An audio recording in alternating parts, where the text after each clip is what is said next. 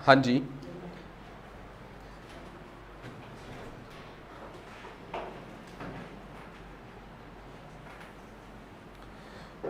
सो अज आप स्टार्ट कर रहे हैं अपना टॉपिक।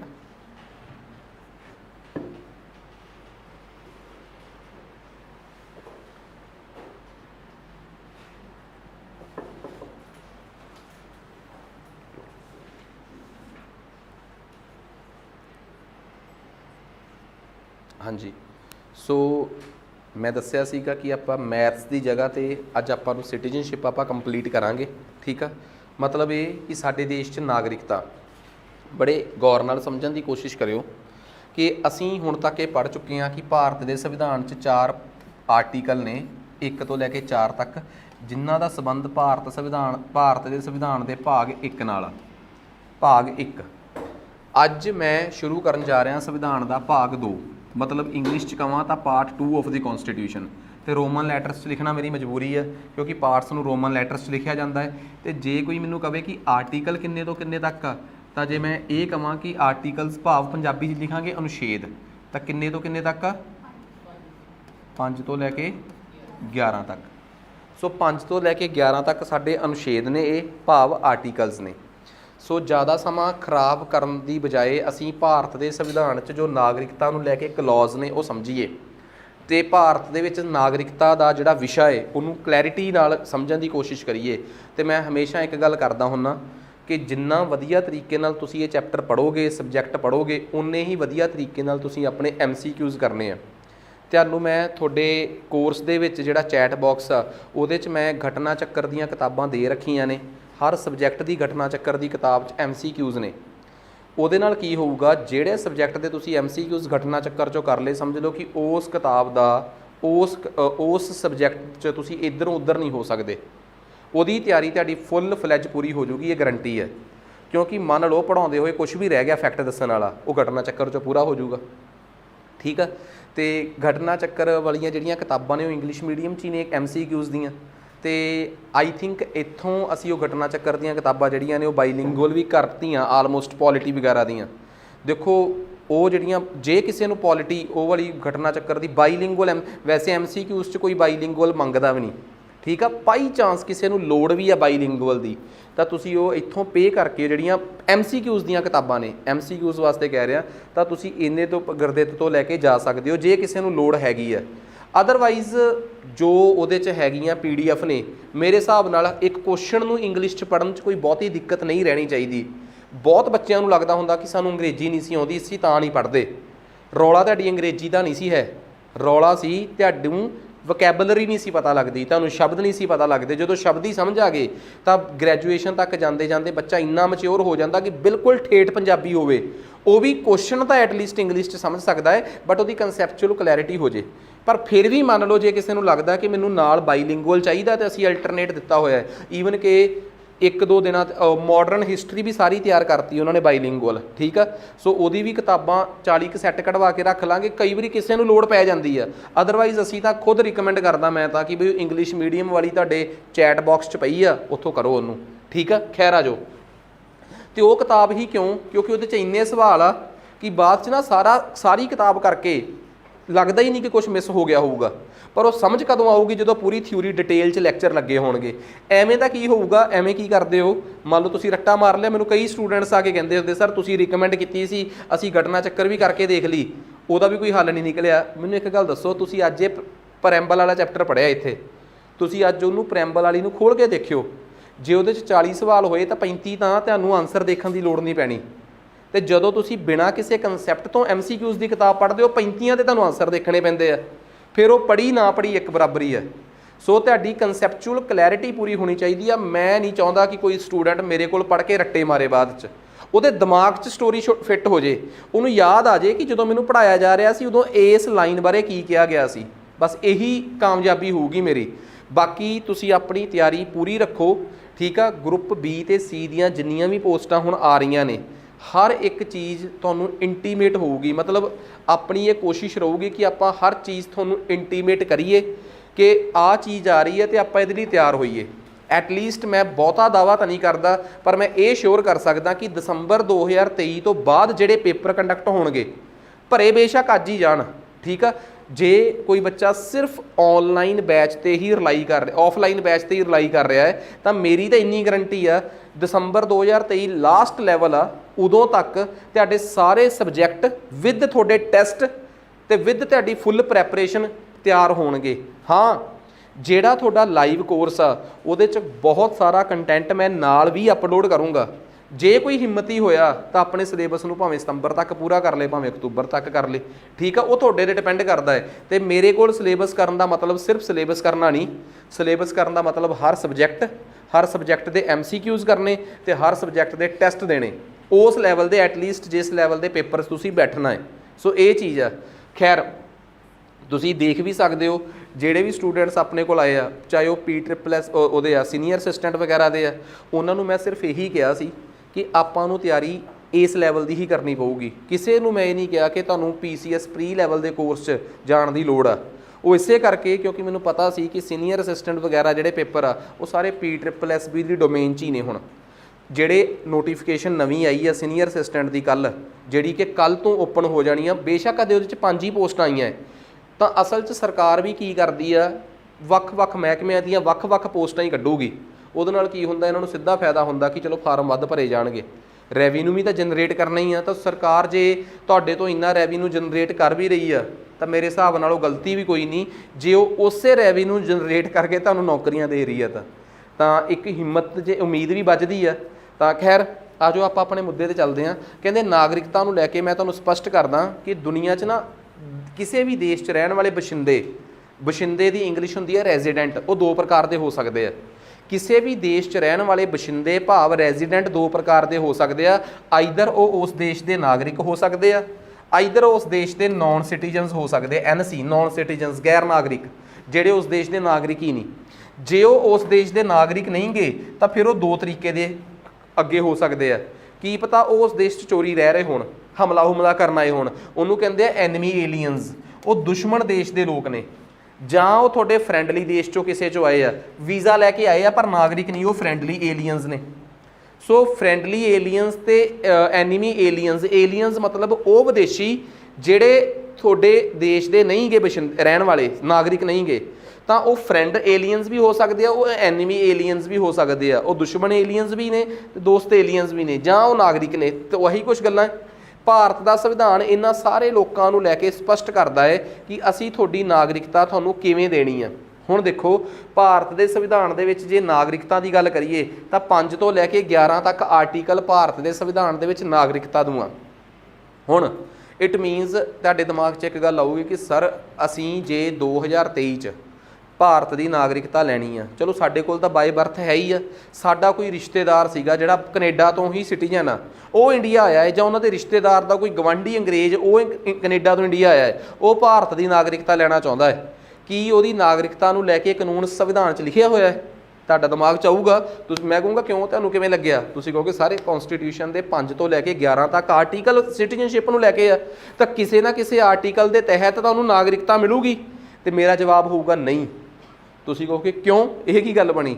ਤਾਂ ਮੈਂ ਕਹੂੰਗਾ ਹੁਣ ਫਿਰ ਮੇਰੀ ਪੂਰੀ ਸਟੋਰੀ ਸੁਣੋ ਕਿ ਆਖਰ ਕਿਉਂ ਇਸ ਗੱਲ ਨੂੰ ਮੈਂ ਨਹੀਂ ਕਿਹਾ, ਮੈਂ ਕਿਉਂ ਇਸ ਗੱਲ ਨੂੰ ਨਾ ਕਿਹਾ। ਇਹਦਾ ਕੋਈ ਕਾਰਨ ਤਾਂ ਹੋਊਗਾ ਨਾ। ਸੋ ਆਪਾਂ ਉਹਨਾਂ ਕਾਰਨਾਂ ਨੂੰ ਟਾਉਨੇ ਆ ਹੁਣ ਕਿ ਉਹ ਕਾਰਨ ਕੀ ਰਹੇ ਹੋਣਗੇ। ਕਹਿੰਦੇ ਸਭ ਤੋਂ ਪਹਿਲਾਂ ਤੇ ਆਪਾਂ ਗੱਲ ਕਰਦੇ ਹਾਂ ਸੰਵਿਧਾਨ ਦੇ ਅਨੁਛੇਦ 5 ਤੋਂ ਲੈ ਕੇ 11 ਤੱਕ ਨਾਗਰਿਕਤਾ ਨਾਲ ਸੰਬੰਧਿਤ ਨੇ। ਸੰਵਿਧਾਨ ਦੇ ਅਨੁਛੇਦ 5 ਤੋਂ ਲੈ ਕੇ 11 ਤੱਕ ਸੰਬੰਧਿਤ ਨੇ। ਸੋ ਇਸ 5 ਤੋਂ ਲੈ ਕੇ 11 ਤੱਕ ਦੇ ਜਿਹੜੇ ਆਰਟੀਕਲ ਆ, ਇਹਨਾਂ ਨੂੰ ਹੀ ਕਲੀਅਰ ਕਰਕੇ ਆਪਾਂ ਨੂੰ ਸਮਝ ਆ ਜਾਊਗਾ ਕਿ ਬਈ ਵਾਕਈ ਸੰਵਿਧਾਨ ਦੇ ਵਿੱਚ ਫਿਰ ਨਹੀਂ ਲਿਖਿਆ ਤਾਂ ਫਿਰ ਕਿੱਥੇ ਲਿਖਿਆ ਹੈ ਕਿ 2023 'ਚ ਜਿਸ ਸ਼ਖਸ ਨੇ ਨਾਗਰਿਕਤਾ ਲੈਣੀ ਆ ਉਹਨੂੰ ਕਿਵੇਂ ਮਿਲੂਗੀ, 24 'ਚ ਜਿਹਨੇ ਨਾਗਰਿਕਤਾ ਲੈਣੀ ਉਹਨੂੰ ਕਿਵੇਂ ਮਿਲੂਗੀ। ਸੋ ਆ ਜਾਓ, ਸਭ ਤੋਂ ਪਹਿਲਾਂ ਅਨੁਛੇਦ 5 ਸੰਵਿਧਾਨ ਦਾ ਆਰਟੀਕਲ 5 ਨਾਗਰਿਕਤਾ ਨੂੰ ਲੈ ਕੇ ਕੀ ਸਪਸ਼ਟਤਾ ਦੇ ਰਿਹਾ ਹੈ, ਠੀਕ ਆ। ਤਾਂ ਮਤਲਬ ਕਿ ਕੀ ਕਲੈਰਿਟੀ ਆ ਕਨਸਟੀਟਿਊਸ਼ਨ ਦੇ ਆਰਟੀਕਲ 5 ਦੇ ਵਿੱਚ ਸੰਵਿਧਾਨ ਨਾਗਰਿਕਤਾ ਨੂੰ ਲੈ ਕੇ। ਕਹਿੰਦੇ ਜਿਸ ਟਾਈਮ ਦੇਸ਼ ਆਜ਼ਾਦ ਹੋ ਰਿਹਾ ਸੀ ਉਸ ਟਾਈਮ ਦੇਸ਼ ਅੱਡ ਵੀ ਹੋ ਰਿਹਾ ਸੀ। ਜਦੋਂ 15 ਅਗਸਤ ਆਉਂਦੀ ਆ ਤੁਸੀਂ WhatsApp ਤੇ ਸਟੇਟਸ ਜਿਹੜੇ ਹੁੰਦੇ ਆ ਉਹਨਾਂ ਨੂੰ ਗੌਰ ਨਾਲ ਦੇਖਿਆ ਕਰੋ। ਭਾਰਤ ਦੇ ਹਰ ਹਿੱਸੇ ਦੇ ਵਿੱਚ ਨਾਗਰਿਕਤਾ ਨੂੰ ਲੈ 15 ਅਗਸਤ ਨੂੰ ਲੈ ਕੇ ਸਟੇਟਸ ਪੈਂਦੇ ਆ ਕਿ ਆਜ਼ਾਦੀ ਦਿਵਸ, ਪਰ ਪੰਜਾਬੀ ਹਰ 15 ਅਗਸਤ ਤੇ ਵੰਡੇ ਹੁੰਦੇ ਆ। ਕੁਛ ਕੁ ਨੇ ਤਾਂ ਆਜ਼ਾਦੀ ਜਿਹੜੀ ਆ ਉਹਦੀ ਸੈਲੀਬ੍ਰੇਸ਼ਨ ਦੀ ਤਸਵੀਰ ਆਪਣੇ WhatsApp ਤੇ ਲਾਈ ਹੁੰਦੀ ਆ, ਤੇ ਕੁਛ ਕੁ ਪੰਜਾਬੀਆਂ ਨੇ ਪਾਰਟੀਸ਼ਨ ਦਾ ਦਰਦ ਜਿਹੜਾ ਹੈ, ਚਲੋ ਉਹਨਾਂ 'ਚੋਂ ਬਹੁਤ ਇਹੋ ਜਿਹੇ ਹੋਣਗੇ ਜਿਹੜੇ ਅੱਜ ਕੱਲ੍ਹ ਦੇ ਮੁੰਡੇ ਸ਼ੌਂਕ 'ਚ ਹੀ ਲਾ ਲੈਂਦੇ ਹੋਣਗੇ, ਬਟ ਓਬਵੀਅਸ ਜੀ ਗੱਲ ਆ ਕਿਸੇ ਦਾ ਤੇ ਦਰਦ ਹੋਊਗਾ ਜਿਹਦੇ 'ਚੋਂ ਤਸਵੀਰ ਬਣੀ ਆ, ਤੇ ਉਹਦੇ ਤੋਂ ਬਾਅਦ ਲੋਕਾਂ 'ਚੋਂ ਕਿਸੇ ਨੂੰ ਤਾਂ ਦਰਦ ਹੋਊਗਾ ਨਾ, ਕਿਸੇ ਨੂੰ ਤਾਂ ਫੀਲ ਹੋਇਆ ਹੀ ਹੋਊਗਾ ਕਿ ਵਾਕਈ ਯਾਰ ਸਾਡੇ ਨਾਲ ਤਾਂ ਬਹੁਤ ਵੱਡਾ ਵਰਤਾਰਾ ਹੋਇਆ ਪੰਜਾਬੀਆਂ ਨਾਲ, ਭਾਵੇਂ ਉਹ ਹਿੰਦੂ ਨੇ ਪੰਜਾਬੀ, ਭਾਵੇਂ ਉਹ ਸਿੱਖ ਪੰਜਾਬੀ ਨੇ, ਭਾਵੇਂ ਉਹ ਮੁਸਲਿਮ ਪੰਜਾਬੀ ਨੇ। ਇਹਦਾ ਮਤਲਬ ਕਿਸੇ ਨਾ ਕਿਸੇ ਦੇ ਤਾਂ ਮੈਡਲ ਪਿਆ ਹੀ ਆ, ਜਾਂ ਕਿਸੇ ਨਾ ਕਿਸੇ ਨੂੰ ਤਾਂ ਤਰਾਸਦੀ ਝੱਲਣੀ ਹੀ ਪਈ ਆ ਉਹ। ਸੋ ਆਰਟੀਕਲ 5 ਉਹਨਾਂ ਸਮਿਆਂ ਦੇ ਵਿੱਚ ਸੰਵਿਧਾਨ ਜੋ ਲਿਖਿਆ ਜਾ ਰਿਹਾ ਸੀ, ਉਹਦੇ ਆਰਟੀਕਲ 5 ਦੇ ਵਿੱਚ ਸਾਫ਼ ਤੇ ਸਪਸ਼ਟ ਤੌਰ ਤੇ ਕਿਹਾ ਸੀ ਕਿ ਜਦੋਂ ਇਹ ਦੇਸ਼ ਸੰਵਿਧਾਨ ਬਣ ਰਿਹਾ ਹੈ, ਜਾਂ ਸੰਵਿਧਾਨ ਦਾ ਆਰਟੀਕਲ 5, 6, 7, 8, 9, 10, 11 ਬਣ ਰਹੇ ਆ, ਉਸ ਟਾਈਮ ਦੇਸ਼ ਦੇ ਇੱਕ ਹਿੱਸੇ 'ਚ ਖੂਨ ਖਰਾਬਾ ਹੋ ਰਿਹਾ ਸੀ।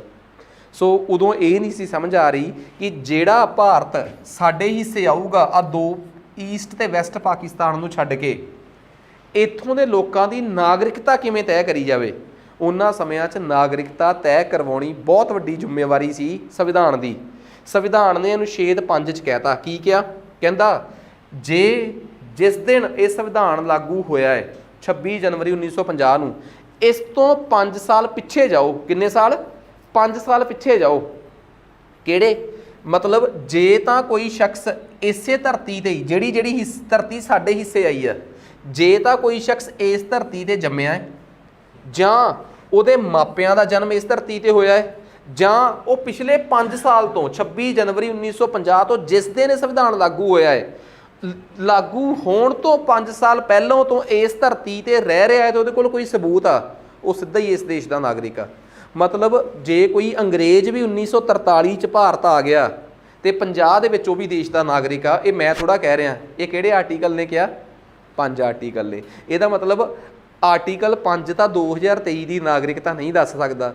ਇਹ ਆਰਟੀਕਲ ਤਾਂ ਸਿਰਫ ਉਹਨਾਂ ਲੋਕਾਂ ਦੀ ਨਾਗਰਿਕਤਾ ਵਾਸਤੇ ਮੌਕੇ ਤੇ ਲਿਖਿਆ ਗਿਆ ਸੰਵਿਧਾਨ 'ਚ, ਤੇ ਇਹ ਤਾਂ ਉਦੋਂ ਹੀ ਵੈਲਿਊ ਖਤਮ ਹੋ ਗਈ ਇਹਦੀ। ਤਾਂ ਆਰਟੀਕਲ 5 ਦੇ ਹਿਸਾਬ, ਆਰਟੀਕਲ 5 ਦੀ ਅੱਜ ਦੀ ਜ਼ਮਾਨੇ 'ਚ ਕੋਈ ਸਿਗਨੀਫੀਕੈਂਸ ਹੈ ਨਹੀਂ। ਇਹਨੇ ਤਾਂ ਸਿਰਫ ਉਹਨਾਂ ਲੋਕਾਂ ਦੀ ਨਾਗਰਿਕਤਾ ਤੈਅ ਕੀਤੀ ਜਿਹੜੇ ਸੰਵਿਧਾਨ ਦੇ ਵੇਲੇ ਇਸ ਧਰਤੀ ਤੇ ਜੰਮੇ, ਜਾਂ ਉਹਨਾਂ ਦੇ ਮਾਪਿਆਂ ਦਾ ਜਨਮ ਇਸ ਧਰਤੀ ਤੇ ਹੋਇਆ, ਜਾਂ ਉਹ ਇਸ ਧਰਤੀ ਤੇ ਪਿਛਲੇ 5 ਸਾਲ ਤੋਂ ਰਹਿ ਰਹੇ ਸੀ। ਠੀਕ ਆ, ਆਰਟੀਕਲ 6 ਤੇ ਆ ਜਾਓ। ਆਰਟੀਕਲ 6 ਕੀ ਕਹਿੰਦਾ? ਹੁਣ ਇਹਨੂੰ ਡੀਕੋਡ ਕਰਦੇ ਆ, ਤੋੜਦੇ ਮੋੜਦੇ, ਇਹਦਾ ਵੀ ਹੱਲ ਕੱਢ ਕੇ ਦੇਖਦੇ ਆ ਕਿ ਇਹ ਕੀ ਕਹਿ ਰਿਹਾ। ਆਰਟੀਕਲ 6 ਕਹਿੰਦਾ ਜਿਹੜੇ ਲੋਕ ਪਾਕਿਸਤਾਨ ਤੋਂ ਮਾਈਗ੍ਰੇਟ ਹੋ ਕੇ ਇੰਡੀਆ ਆਏ ਆ, ਓਬਵੀਅਸ ਜੀ ਗੱਲ ਆ, ਉਹਨਾਂ ਸਮਿਆਂ 'ਚੋਂ ਬਹੁਤ ਲੋਕ ਆ ਜਿਹੜੇ ਰਿਫਿਊਜੀ, ਜਿਨ੍ਹਾਂ ਨੂੰ ਆਪਾਂ ਕਹਿ ਦਿੰਦੇ ਆ, ਜਿਹੜੇ ਉਜਾੜੇ ਦੇ ਦੌਰਾਨ ਪਾਕਿਸਤਾਨ ਤੋਂ ਇੰਡੀਆ ਪਹੁੰਚੇ ਆ। ਜਿਹੜੇ ਲੋਕ ਉਜਾੜੇ ਦੇ ਦੌਰਾਨ ਪਾਕਿਸਤਾਨ ਤੋਂ ਇੰਡੀਆ ਆਏ ਆ, ਇਸ ਪਾਕਿਸਤਾਨ ਤੋਂ ਜਾਂ ਇਸ ਪਾਕਿਸਤਾਨ ਤੋਂ ਇੰਡੀਆ ਆਏ ਆ, ਤੇ ਇੱਕ ਤਰੀਕ ਰੱਖੀ ਗਈ 19 ਜੁਲਾਈ 1948। ਠੀਕ ਆ, ਤਾਂ ਜੇ ਉਹ ਇੱਕ ਤਰੀਕ ਰੱਖੀ ਗਈ 19 ਜੁਲਾਈ 1948, ਜੇ ਤਾਂ ਇਸ ਤਰੀਕ ਤੋਂ ਪਹਿਲਾਂ ਉਹ ਪਾਕਿਸਤਾਨ ਨੂੰ ਛੱਡ ਕੇ ਭਾਰਤ ਆ ਗਏ ਤਾਂ ਉਹਨਾਂ ਨੂੰ ਸਿੱਧਾ ਨਾਗਰਿਕਤਾ ਦਾ ਕਾਰਡ ਦੇ ਦਿੱਤਾ ਜਾਵੇ। ਪਰ ਜੇ ਉਹ 19 ਜੁਲਾਈ 1948 ਤੋਂ ਬਾਅਦ ਆਏ ਆ, ਠੀਕ ਆ, ਜੇ ਉਹ 19 ਜੁਲਾਈ 1948 ਤੋਂ ਬਾਅਦ ਆਏ ਆ, ਇਟ ਮੀਨਸ ਉਹ ਬੜਾ ਸੋਚ ਪਰਖ ਕੇ ਆਏ ਆ ਉੱਥੋਂ। ਇਟ ਮੀਨਸ ਉਹ ਸ਼ਾਇਦ ਵਾਪਸ ਜਾ ਸਕਦੇ ਆ, ਉਹ ਹਜੇ 2 ਚੁੱਤੀ 'ਚ, ਨਹੀਂ ਤਾਂ ਪਹਿਲਾਂ ਹੀ ਆ ਜਾਂਦੇ। ਤਾਂ ਜਿਹੜੇ ਲੋਕ ਇਸ ਤਰੀਕੇ ਨਾਲ ਥੋੜੀ ਜਿਹੀ ਲੇਟ ਆਏ ਆ, ਉਹਨਾਂ ਬਾਰੇ ਸਾਨੂੰ ਡਾਊਟ ਆ ਕਿ ਉਹ ਪਤਾ ਨਹੀਂ ਭਾਰਤ 'ਚ ਰਹਿਣਗੇ ਕਿ ਨਹੀਂ ਰਹਿਣਗੇ। ਅਸੀਂ ਕੀ ਕਰਾਂਗੇ? ਉਹਨਾਂ ਨੂੰ ਕੱਢਾਂਗੇ ਥੋੜਾ। ਅਸੀਂ ਉਹਨਾਂ ਨੂੰ ਕਹਿੰਦੇ ਆ ਕਿ 6 ਮਹੀਨੇ ਤੁਹਾਨੂੰ ਅਸੀਂ PR ਦੇਵਾਂਗੇ, TR ਜਾਂ PR ਪਰਮਾਨੈਂਟ ਰੈਜ਼ੀਡੈਂਟ। ਕੱਢਦੇ ਨਹੀਂ ਅਸੀਂ ਤੁਹਾਨੂੰ, 6 ਮਹੀਨੇ ਇੰਡੀਆ 'ਚ ਰਹਿ ਕੇ ਦਿਖਾ ਦਿਓ, ਫਿਰ ਅਸੀਂ ਤੁਹਾਨੂੰ ਸਿਟੀਜ਼ਨਸ਼ਿਪ ਦੇ ਦਾਂਗੇ। ਆਹ ਮਾਡਲ ਆ। ਪਾਕਿਸਤਾਨ ਤੋਂ ਭਾਰਤ ਆ ਰਹੇ ਲੋਕਾਂ ਵਾਸਤੇ ਇੱਕ ਤਰੀਕ ਫਿਕਸ ਕਰ ਲਈ ਗਈ। ਠੀਕ ਆ, ਮਤਲਬ ਇਹ ਆ ਗੱਲ ਕਲੀਅਰ ਹੋ ਗਈ। ਨੈਕਸਟ ਅੱਗੇ ਆ ਗਿਆ ਆਰਟੀਕਲ 7। ਇਹ ਉਹਨਾਂ ਲੋਕਾਂ ਵਾਸਤੇ ਆ ਜਿਹੜੇ ਭਾਰਤ ਤੋਂ ਪਾਕਿਸਤਾਨ ਗਏ, ਮੁਸਲਮਾਨ ਜ਼ਿਆਦਾਤਰ, ਤੇ ਉੱਥੇ ਦਿਲ ਨਹੀਂ ਲੱਗਾ ਤੇ ਵਾਪਸ ਆ ਗਏ। ਇਟ ਮੀਨਸ ਭਾਰਤ ਦੇ ਵਿੱਚ ਮੁਸਲਮਾਨਾਂ ਨੂੰ ਕਿਹਾ ਗਿਆ ਸੀ ਕਿ ਤੁਸੀਂ ਇੰਡੀਆ 'ਚ ਹੀ ਰਹੋ। ਪਾਕਿਸਤਾਨ ਮੁਸਲਮਾਨਾਂ ਦਾ ਹੋ ਸਕਦਾ ਪਰ ਇੰਡੀਆ ਸਾਰਿਆਂ ਦਾ ਹੈ, ਪਰ ਫਿਰ ਵੀ ਉਹ ਕਿਸੇ ਡਰ ਕਰਕੇ ਗਏ। ਤੇ ਡਰ ਕੇ ਵਾਪਸ ਆ ਗਏ। ਜਿਹੜੇ ਲੋਕ ਇਸ ਤਰੀਕੇ ਦੀ ਵੰਡ ਤੋਂ ਡਰਦੇ ਹੋਏ ਪਾਕਿਸਤਾਨ ਗਏ, 1 ਮਾਰਚ 1947 ਇਹ ਉਹ ਸਮਾਂ ਹੈ ਜਦੋਂ ਪਾਰਟੀਸ਼ਨ ਦਾ ਰੌਲਾ ਪੈ ਗਿਆ ਸੀ। ਜਿਹੜੇ 1 ਮਾਰਚ 1947 ਯਾਨੀ ਕਿ ਪਾਰਟੀਸ਼ਨ ਦੀ ਅਫਵਾਹ ਫੈਲਣ ਤੋਂ ਬਾਅਦ ਪਾਕਿਸਤਾਨ ਜਾ ਕੇ ਤੇ ਦਿਲ ਨਾ ਲੱਗਣ ਕਰਕੇ ਵਾਪਸ ਆਏ ਆ, ਉਹਨਾਂ ਨੂੰ ਕਿਹਾ ਕਿ ਅਸੀਂ ਤੁਹਾਨੂੰ ਵੀ ਨਾਗਰਿਕਤਾ ਦੇਣ ਤੋਂ ਡਿਨਾਈ ਨਹੀਂ ਕਰਾਂਗੇ, ਬਿਲਕੁਲ ਨਹੀਂ ਕਰਾਂਗੇ। ਹਾਂ, ਪਰ ਤੁਹਾਨੂੰ ਵੀ ਇੱਕ ਵਾਰੀ 6 ਮਹੀਨੇ ਇੰਡੀਆ 'ਚ ਰਹਿ ਕੇ ਦਿਖਾਉਣਾ ਪਊਗਾ, ਫਿਰ ਤੁਹਾਡੀ ਨਾਗਰਿਕਤਾ ਵੀ ਤੁਹਾਨੂੰ ਬਹਾਲ ਕਰ ਦਿੱਤੀ ਜਾਊਗੀ ਤੇ ਜੋ ਤੁਹਾਡੇ ਅਧਿਕਾਰ ਆ ਨਾਗਰਿਕ ਦੇ ਤੌਰ ਤੇ ਉਹ ਤੁਹਾਨੂੰ ਮਿਲਣਗੇ। ਆਰਟੀਕਲ 5, ਆਰਟੀਕਲ 6 ਤੇ ਆਰਟੀਕਲ 7 ਇਹ ਉਹਨਾਂ ਲੋਕਾਂ ਦੀ ਨਾਗਰਿਕਤਾ ਹੀ ਤੈਅ ਕਰ ਰਿਹਾ ਹਜੇ ਜਿਹੜੇ ਲੋਕ ਹਜੇ ਉਜਾੜੇ ਦੇ ਵੇਲੇ ਦੇ ਆ। ਮਤਲਬ ਮੈਨੂੰ ਨਹੀਂ ਲੱਗ ਰਿਹਾ ਕਿ 2023 ਦੀ ਨਾਗਰਿਕਤਾ ਨੂੰ ਲੈ ਕੇ ਕਨਸਟੀਟਿਊਸ਼ਨ 'ਚ ਹਜੇ ਤੱਕ ਕੋਈ ਆਰਟੀਕਲ ਆਇਆ ਵੀ ਨਹੀਂ। ਤੁਹਾਡੇ ਸਾਹਮਣੇ ਆ। ਗੱਲ ਕਰਦੇ ਆ ਆਰਟੀਕਲ 8 ਦੀ। ਆਰਟੀਕਲ 8 ਕੀ ਕਹਿੰਦਾ ਹੈ ਕਿ ਜਿਸ ਵੇਲੇ ਭਾਰਤ ਗੁਲਾਮ ਸੀ ਉਸ ਵੇਲੇ ਜਿਸ ਸ਼ਖਸ ਦੇ ਜਾਂ ਤਾਂ ਉਹ ਸ਼ਖਸ ਆਪ ਜਾਂ ਉਸ ਸ਼ਖਸ ਦੇ ਮਾਪੇ ਜਾਂ ਉਹਦੇ ਦਾਦੇ ਦਾਦੀਆਂ, ਇਹਨਾਂ 'ਚੋਂ ਕੋਈ ਵੀ ਭਾਰਤ 'ਚੋਂ ਬਾਹਰ ਕਿਸੇ ਹੋਰ ਦੇਸ਼ ਰਹਿ ਰਿਹਾ ਹੈ। ਵੈਸੇ ਕਿਉਂ ਰਹਿ ਰਿਹਾ ਹੋਊਗਾ?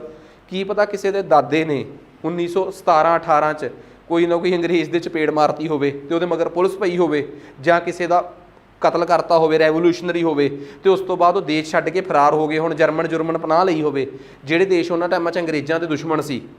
ਤੇ 47 ਤੋਂ ਬਾਅਦ ਉਹਨਾਂ ਨੂੰ ਲੱਗੇ ਯਾਰ ਅਸੀਂ ਸਾਡੇ ਦਾਦੇ ਨੇ 17 'ਚ ਜਾਂ 1907 'ਚ ਅੰਗਰੇਜ਼ ਮਾਰਿਆ ਸੀ। ਕਿਉਂ ਮਾਰਿਆ ਸੀ? ਕਿ ਅਸੀਂ ਆਜ਼ਾਦ ਹੋਈਏ। ਉਸ ਤੋਂ ਬਾਅਦ ਦੇ ਅਸੀਂ ਜਰਮਨ ਵਸੇ ਹਾਂ, ਸਾਡਾ ਵੀ ਜੀਅ ਕਰਦਾ ਕਿ ਅਸੀਂ ਆਪਣੇ ਰਿਸ਼ਤੇਦਾਰਾਂ 'ਚ ਆ ਕੇ ਵਸੀਏ ਭਾਰਤ, ਅਸੀਂ ਆਉਣਾ ਚਾਹੁੰਦੇ ਹਾਂ। ਬਸ ਸਾਡੇ ਕੋਲ ਇਹੀ ਗੁਨਾਹ ਹੋ ਗਿਆ ਕਿ ਅਸੀਂ ਦੇਸ਼ ਛੱਡ ਕੇ ਭੱਜ ਗਏ। ਉਦੋਂ ਇਹ ਕਿੱਡਾ ਕੁ ਗੁਨਾਹ ਹੈ? ਅਸੀਂ ਵੀ ਤਾਂ ਕ੍ਰਾਂਤੀਕਾਰੀ ਸੀਗੇ, ਤਾਂ ਕਿਉਂ ਨਾ ਸਾਨੂੰ ਵੀ ਵਾਪਸ ਆਉਣ ਦਾ ਇੱਕ ਮੌਕਾ ਮਿਲਿਆ ਜਾਵੇ। ਤਾਂ ਭਾਰਤ ਦੇ ਸੰਵਿਧਾਨ ਨੇ ਉਹਨਾਂ ਨੂੰ ਵੀ ਕਿਹਾ ਕਿ ਜਿਹੜੇ ਭਾਰਤ ਦੇ ਲੋਕ ਦੇਸ਼ ਛੱਡ ਕੇ ਕਿਸੇ ਹੋਰ ਦੇਸ਼ 'ਚ ਰਹਿ ਰਹੇ ਆ, ਬਸ ਆ ਪਾਕਿਸਤਾਨ ਵਾਲੇ ਨੂੰ ਛੱਡ ਕੇ, ਕਿਉਂਕਿ ਇਹ ਸਾਡੇ 'ਚੋਂ ਨਿਕਲਿਆ ਨਾ, ਇਹਨੂੰ ਛੱਡ ਕੇ ਕਿਸੇ ਹੋਰ ਦੇਸ਼ 'ਚ ਰਹਿ ਰਹੇ ਆ ਤੇ ਉਹ ਵਾਪਸ ਆਉਣਾ ਚਾਹੁੰਦੇ ਆ, ਬਸ ਉਹ ਇੱਕ ਪ੍ਰੂਫ ਦੇਣ ਕਿ ਜਾਂ ਤਾਂ ਉਹ ਆਪ ਇੰਡੀਆ 'ਚ ਜੰਮੇ ਆ, ਜਾਂ ਉਹਨਾਂ ਦੇ ਮਾਪੇ ਇੰਡੀਆ 'ਚ ਪੈਦਾ ਹੋਏ ਆ, ਤੇ ਜਾਂ ਉਹਨਾਂ ਦੇ ਦਾਦਾ ਵਾਲੀ ਪੀੜ੍ਹੀ ਇੰਡੀਆ 'ਚ ਪੈਦਾ ਹੋਈ ਆ, ਉਹ ਵੀ ਡਾਇਰੈਕਟ ਆ ਕੇ ਇੰਡੀਆ ਦੀ ਨਾਗਰਿਕਤਾ ਲੈ ਸਕਦੇ ਆ। ਇਹ ਸੰਵਿਧਾਨ ਦੇ ਕਿਹੜੇ ਅਨੁਛੇਦ 'ਚ ਕਿਹਾ ਹੈ? 8 'ਚ। ਤੇ 8 ਤੱਕ ਪੜ੍ਹ ਕੇ ਮੈਨੂੰ ਹਜੇ ਤੱਕ ਵੀ ਨਹੀਂ ਸਮਝ ਆਈ ਕਿ ਭਾਰਤ ਦੀ ਨਾਗਰਿਕਤਾ ਅੱਜ ਦੇ ਟਾਈਮ 'ਚ ਕਿਵੇਂ ਮਿਲੂਗੀ। ਇਹਦੇ ਬਾਰੇ ਕੋਈ ਰਾਹ ਲੱਭਿਆ ਇੱਥੇ। ਹੁਣ ਆ ਜੋ ਆਰਟੀਕਲ 9 ਅਨੁਛੇਦ 9 'ਚ ਕਹਿੰਦੇ ਕੋਈ ਵੀ ਸ਼ਖਸ ਇੰਡੀਆ ਦਾ ਨਾਗਰਿਕ ਨਹੀਂ ਰਹੂਗਾ ਜਾਂ ਨਾਗਰਿਕ ਰਹਿਣ ਦੇ ਕਾਬਲ ਨਹੀਂ ਰਹੂਗਾ ਜੇ ਉਹ ਕਿਸੇ ਹੋਰ ਦੇਸ਼ ਦੀ ਨਾਗਰਿਕਤਾ ਲੈ ਲੈਂਦਾ ਹੈ। ਭਾਰਤ ਵਿੱਚ ਦੋਹਰੀ ਨਾਗਰਿਕਤਾ ਦਾ ਕੋਈ ਚੱਲਣ ਨਹੀਂ ਹੋਵੇਗਾ। ਮਤਲਬ ਸਾਡੇ ਦੇਸ਼ ਦਾ ਨਾਗਰਿਕ ਕਿਸੇ ਹੋਰ ਦਾ ਨਾਗਰਿਕ ਨਹੀਂ। ਜੇ ਸਾਡੇ ਦੇਸ਼ ਦਾ ਨਾਗਰਿਕ ਕਿਸੇ ਹੋਰ ਦੇਸ਼ 'ਚ ਜਾ ਕੇ ਰੈੱਡ ਉਹ ਲੈ ਲੈਂਦਾ ਹੈ ਪਾਸਪੋਰਟ, ਜਾਂ ਕੋਈ ਵੀ ਲੈ ਲੈਂਦਾ, ਆਪਾਂ ਕੀ ਲੈਣਾ, ਜਿਹੜਾ ਮਰਜ਼ੀ ਪਾਸਪੋਰਟ, ਭਾਵੇਂ ਕੈਨੇਡੀਅਨ ਪਾਸਪੋਰਟ, ਤੇ ਉਹਨੂੰ ਇੰਡੀਅਨ ਪਾਸਪੋਰਟ ਸਰੈਂਡਰ ਕਰਨਾ ਪਊਗਾ। ਭਾਰਤ 'ਚ ਕੋਈ ਕਨਸੈਪਟ ਨਹੀਂ ਹੈਗਾ ਕਿ ਇੱਕ ਬੰਦਾ ਇੱਕ ਟਾਈਮ ਤੇ 2 ਦੇਸ਼ਾਂ ਦਾ ਨਾਗਰਿਕ ਹੋ ਸਕੇ। There is no concept of dual citizenship in India. ਆਹ ਗੱਲ ਦੱਸੋ। ਅਜੇ ਤੱਕ ਵੀ ਮੈਨੂੰ ਗੱਲ ਕਲੀਅਰ ਨਹੀਂ ਹੋਈ। 9 ਆਰਟੀਕਲ ਤੱਕ ਪੜ੍ਹਾਤੇ, 2 ਰਹਿ ਗਏ, 10 ਤੇ 11। ਚੱਲੀਏ ਆਪਾਂ ਅੱਗੇ। ਹੁਣ ਆ ਜਾਓ ਆਰਟੀਕਲ 10। ਕਹਿੰਦੇ ਆਰਟੀਕਲ 10 ਨੇ ਕਿਹਾ ਕਿ ਅੱਜ ਤੱਕ ਤਾਂ ਹੁਣ ਤੱਕ ਦੀ ਨਾਗਰਿਕਤਾ ਅਸੀਂ ਤੈਅ ਕਰਤੀ। ਸੰਵਿਧਾਨ ਕਹਿੰਦਾ ਹੁਣ ਤੱਕ ਦੀ ਨਾਗਰਿਕਤਾ ਅਸੀਂ ਤੈਅ ਕਰਤੀ, ਪਰ ਇਹਦਾ ਮਤਲਬ ਇਹ ਨਹੀਂ ਕਿ ਤੁਸੀਂ ਅੱਗੇ ਵੀ ਦੇਸ਼ ਦੇ ਨਾਗਰਿਕ ਰਹੋਗੇ। ਜਿਸ ਬੰਦੇ ਨੂੰ ਸੰਵਿਧਾਨ ਨੇ ਕਹਿਤਾ ਕਿ ਅੱਛਾ ਤੂੰ ਪਾਕਿਸਤਾਨ ਤੋਂ ਆਇਆ ਸੀ, 6 ਮਹੀਨੇ ਰਹਿ ਕੇ ਵੀ ਦੇਖ ਲਿਆ ਤੂੰ ਨਾਗਰਿਕ ਆ। ਇੱਕ ਇੰਡੀਆ ਤੋਂ ਪਾਕਿਸਤਾਨ ਗਿਆ ਸੀ, ਉਹ ਫਿਰ ਵਾਪਸ ਆ ਗਿਆ, ਰਹਿ ਰੂ ਕੇ ਦੇਖ ਲਿਆ ਨਾਗਰਿਕ ਆ। ਇੱਕ ਬੰਦੇ ਦਾ ਜਨਮ ਹੀ ਇੰਡੀਆ 'ਚ ਹੋਇਆ ਸੀ, ਪਿਛਲੇ 7-8 ਸਾਲ ਤੋਂ ਪੁਰਾਣਾ, ਉਹ ਇੰਡੀਆ 'ਚ ਰਹਿ ਰਿਹਾ, ਉਹ ਵੀ ਨਾਗਰਿਕ ਆ। ਕਿਸੇ ਦੇ ਦਾਦੇ ਪੜਦਾਦੇ ਵਾਲਾ ਰੌਲਾ, ਉਹ ਵੀ ਇੰਡੀਆ 'ਚ ਨਾਗਰਿਕ ਹੋ ਗਿਆ। ਕਹਿੰਦੇ ਇਹ ਨਾਗਰਿਕਤਾ ਤੁਹਾਡੀ ਸਿਰਫ 26 ਜਨਵਰੀ 1950 ਤੱਕ ਹੀ ਆ, ਜਿੱਦਣ ਸੰਵਿਧਾਨ ਲਾਗੂ ਹੋਇਆ। ਅੱਜ ਤੋਂ ਬਾਅਦ 27 ਤਰੀਕ ਨੂੰ ਜਾਂ 28 ਤਰੀਕ ਨੂੰ ਜਾਂ 29 ਤਰੀਕ ਨੂੰ ਤੁਸੀਂ ਨਾਗਰਿਕ ਹੈਗੇ ਹੋ ਕਿ ਨਹੀਂ, ਇਹਦੀ ਕੋਈ ਗਰੰਟੀ ਨਹੀਂ। ਇਹ ਕੀ ਗੱਲ ਬਣੀ ਬਈ, ਇਹਦੀ ਕਿਉਂ ਗਰੰਟੀ ਨਹੀਂ? ਕਹਿੰਦੇ ਅਸੀਂ ਸਿਰਫ ਨਾਗਰਿਕਤਾ ਤੈਅ ਕਰਨੀ ਸੀ ਅੱਜ ਦੀ ਤਰੀਕ ਤੱਕ। ਅਸੀਂ ਅੱਜ ਤੋਂ ਬਾਅਦ ਤੁਸੀਂ ਨਾਗਰਿਕ ਤਾਂ ਰਹੋਗੇ ਜੇ ਤੁਸੀਂ ਸੰਸਦ ਦੇ ਬਣਾਏ ਹੋਏ ਨਿਯਮਾਂ ਦੇ ਮੁਤਾਬਕ ਨਾਗਰਿਕ ਹੋਵੋਗੇ। ਕਿਹਦੇ ਬਣਾਏ ਹੋਏ ਨਿਯਮਾਂ ਦੇ ਮੁਤਾਬਕ? ਪਾਰਲੀਮੈਂਟ ਦੇ ਬਣਾਏ ਹੋਏ ਨਿਯਮਾਂ ਦੇ ਮੁਤਾਬਕ। ਪਰ ਤੁਸੀਂ ਕਹੋਗੇ ਸਰ ਪਾਰਲੀਮੈਂਟ ਤਾਂ ਲਾਅ ਹੀ ਨਹੀਂ ਬਣਾਉਂਦੀ ਉਹਨੂੰ ਸਿਟੀਜ਼ਨਸ਼ਿਪ ਨੂੰ ਲੈ ਕੇ, ਤੁਸੀਂ ਇਹੀ ਕਹੋਗੇ। ਆਹ ਲਓ ਜੀ ਆਰਟੀਕਲ 11 ਕਹਿੰਦੇ ਅੱਜ ਤੋਂ ਬਾਅਦ ਪਾਰਲੀਮੈਂਟ ਹੀ ਐਕਟ ਬਣਾਊਗੀ ਨਾਗਰਿਕਤਾ ਨੂੰ ਲੈ ਕੇ। 10ਵੇਂ ਆਰਟੀਕਲ 'ਚ ਕਿਹਾ ਕਿ ਅੱਜ ਤੱਕ ਤਾਂ ਨਾਗਰਿਕਤਾ ਤੁਹਾਨੂੰ ਸੰਵਿਧਾਨ ਨੇ ਦੇਤੀ ਤਾਂ ਦੇਤੀ, ਅੱਜ ਤੋਂ ਬਾਅਦ ਤੁਸੀਂ ਸੰਸਦ ਦੇ ਬਣਾਏ ਹੋਏ ਨਿਯਮਾਂ ਦੇ ਮੁਤਾਬਕ ਹੀ ਨਾਗਰਿਕ ਰਹੋਗੇ। ਤਾਂ ਮੇਰੇ ਵਰਗਾ ਉੱਠ ਕੇ ਕਹੂਗਾ ਜੀ ਪਾਰਲੀਮੈਂਟ ਨੂੰ ਤਾਂ ਲਾਅ ਬਣਾਉਣ ਦੀ ਪਾਵਰ ਹੀ ਹੈ ਨਹੀਂ ਸਿਟੀਜ਼ਨਸ਼ਿਪ ਨੂੰ ਲੈ ਕੇ। ਆਰਟੀਕਲ ਕਹਿੰਦਾ ਰੁਕ ਜਾ, ਪਹਿਲਾਂ ਆਰਟੀਕਲ 11 ਪੜ੍ਹ ਕੀ ਕਹਿੰਦਾ ਹੈ। ਆਰਟੀਕਲ 11 ਕਹਿੰਦਾ from now only parliament shall have power to make any provision with respect to ਨਾਗਰਿਕਤਾ ਆਫ ਦੀ। ਗੱਲ ਸਮਝ ਆ ਗਈ ਚੀਜ਼?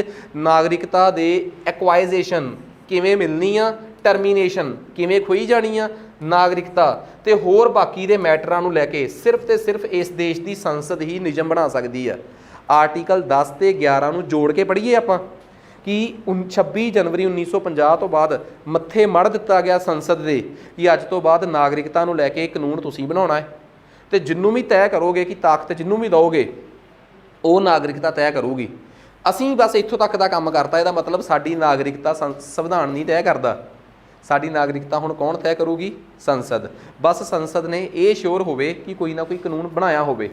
ਤਾਂ ਤੁਹਾਨੂੰ ਪਤਾ ਸੰਸਦ ਨੇ ਕਿੰਨੀ ਵਾਰੀ ਕਾਨੂੰਨ ਬਣਾਏ ਆ? ਸੰਸਦ ਨੇ ਸਭ ਤੋਂ ਪਹਿਲਾਂ ਕਾਨੂੰਨ ਬਣਾਇਆ 1955 ਦੇ ਵਿੱਚ। ਪਹਿਲੀ ਵਾਰ ਸੰਸਦ ਨੇ ਕਾਨੂੰਨ ਕਦੋਂ ਬਣਾਇਆ? 1955 ਦੇ ਵਿੱਚ।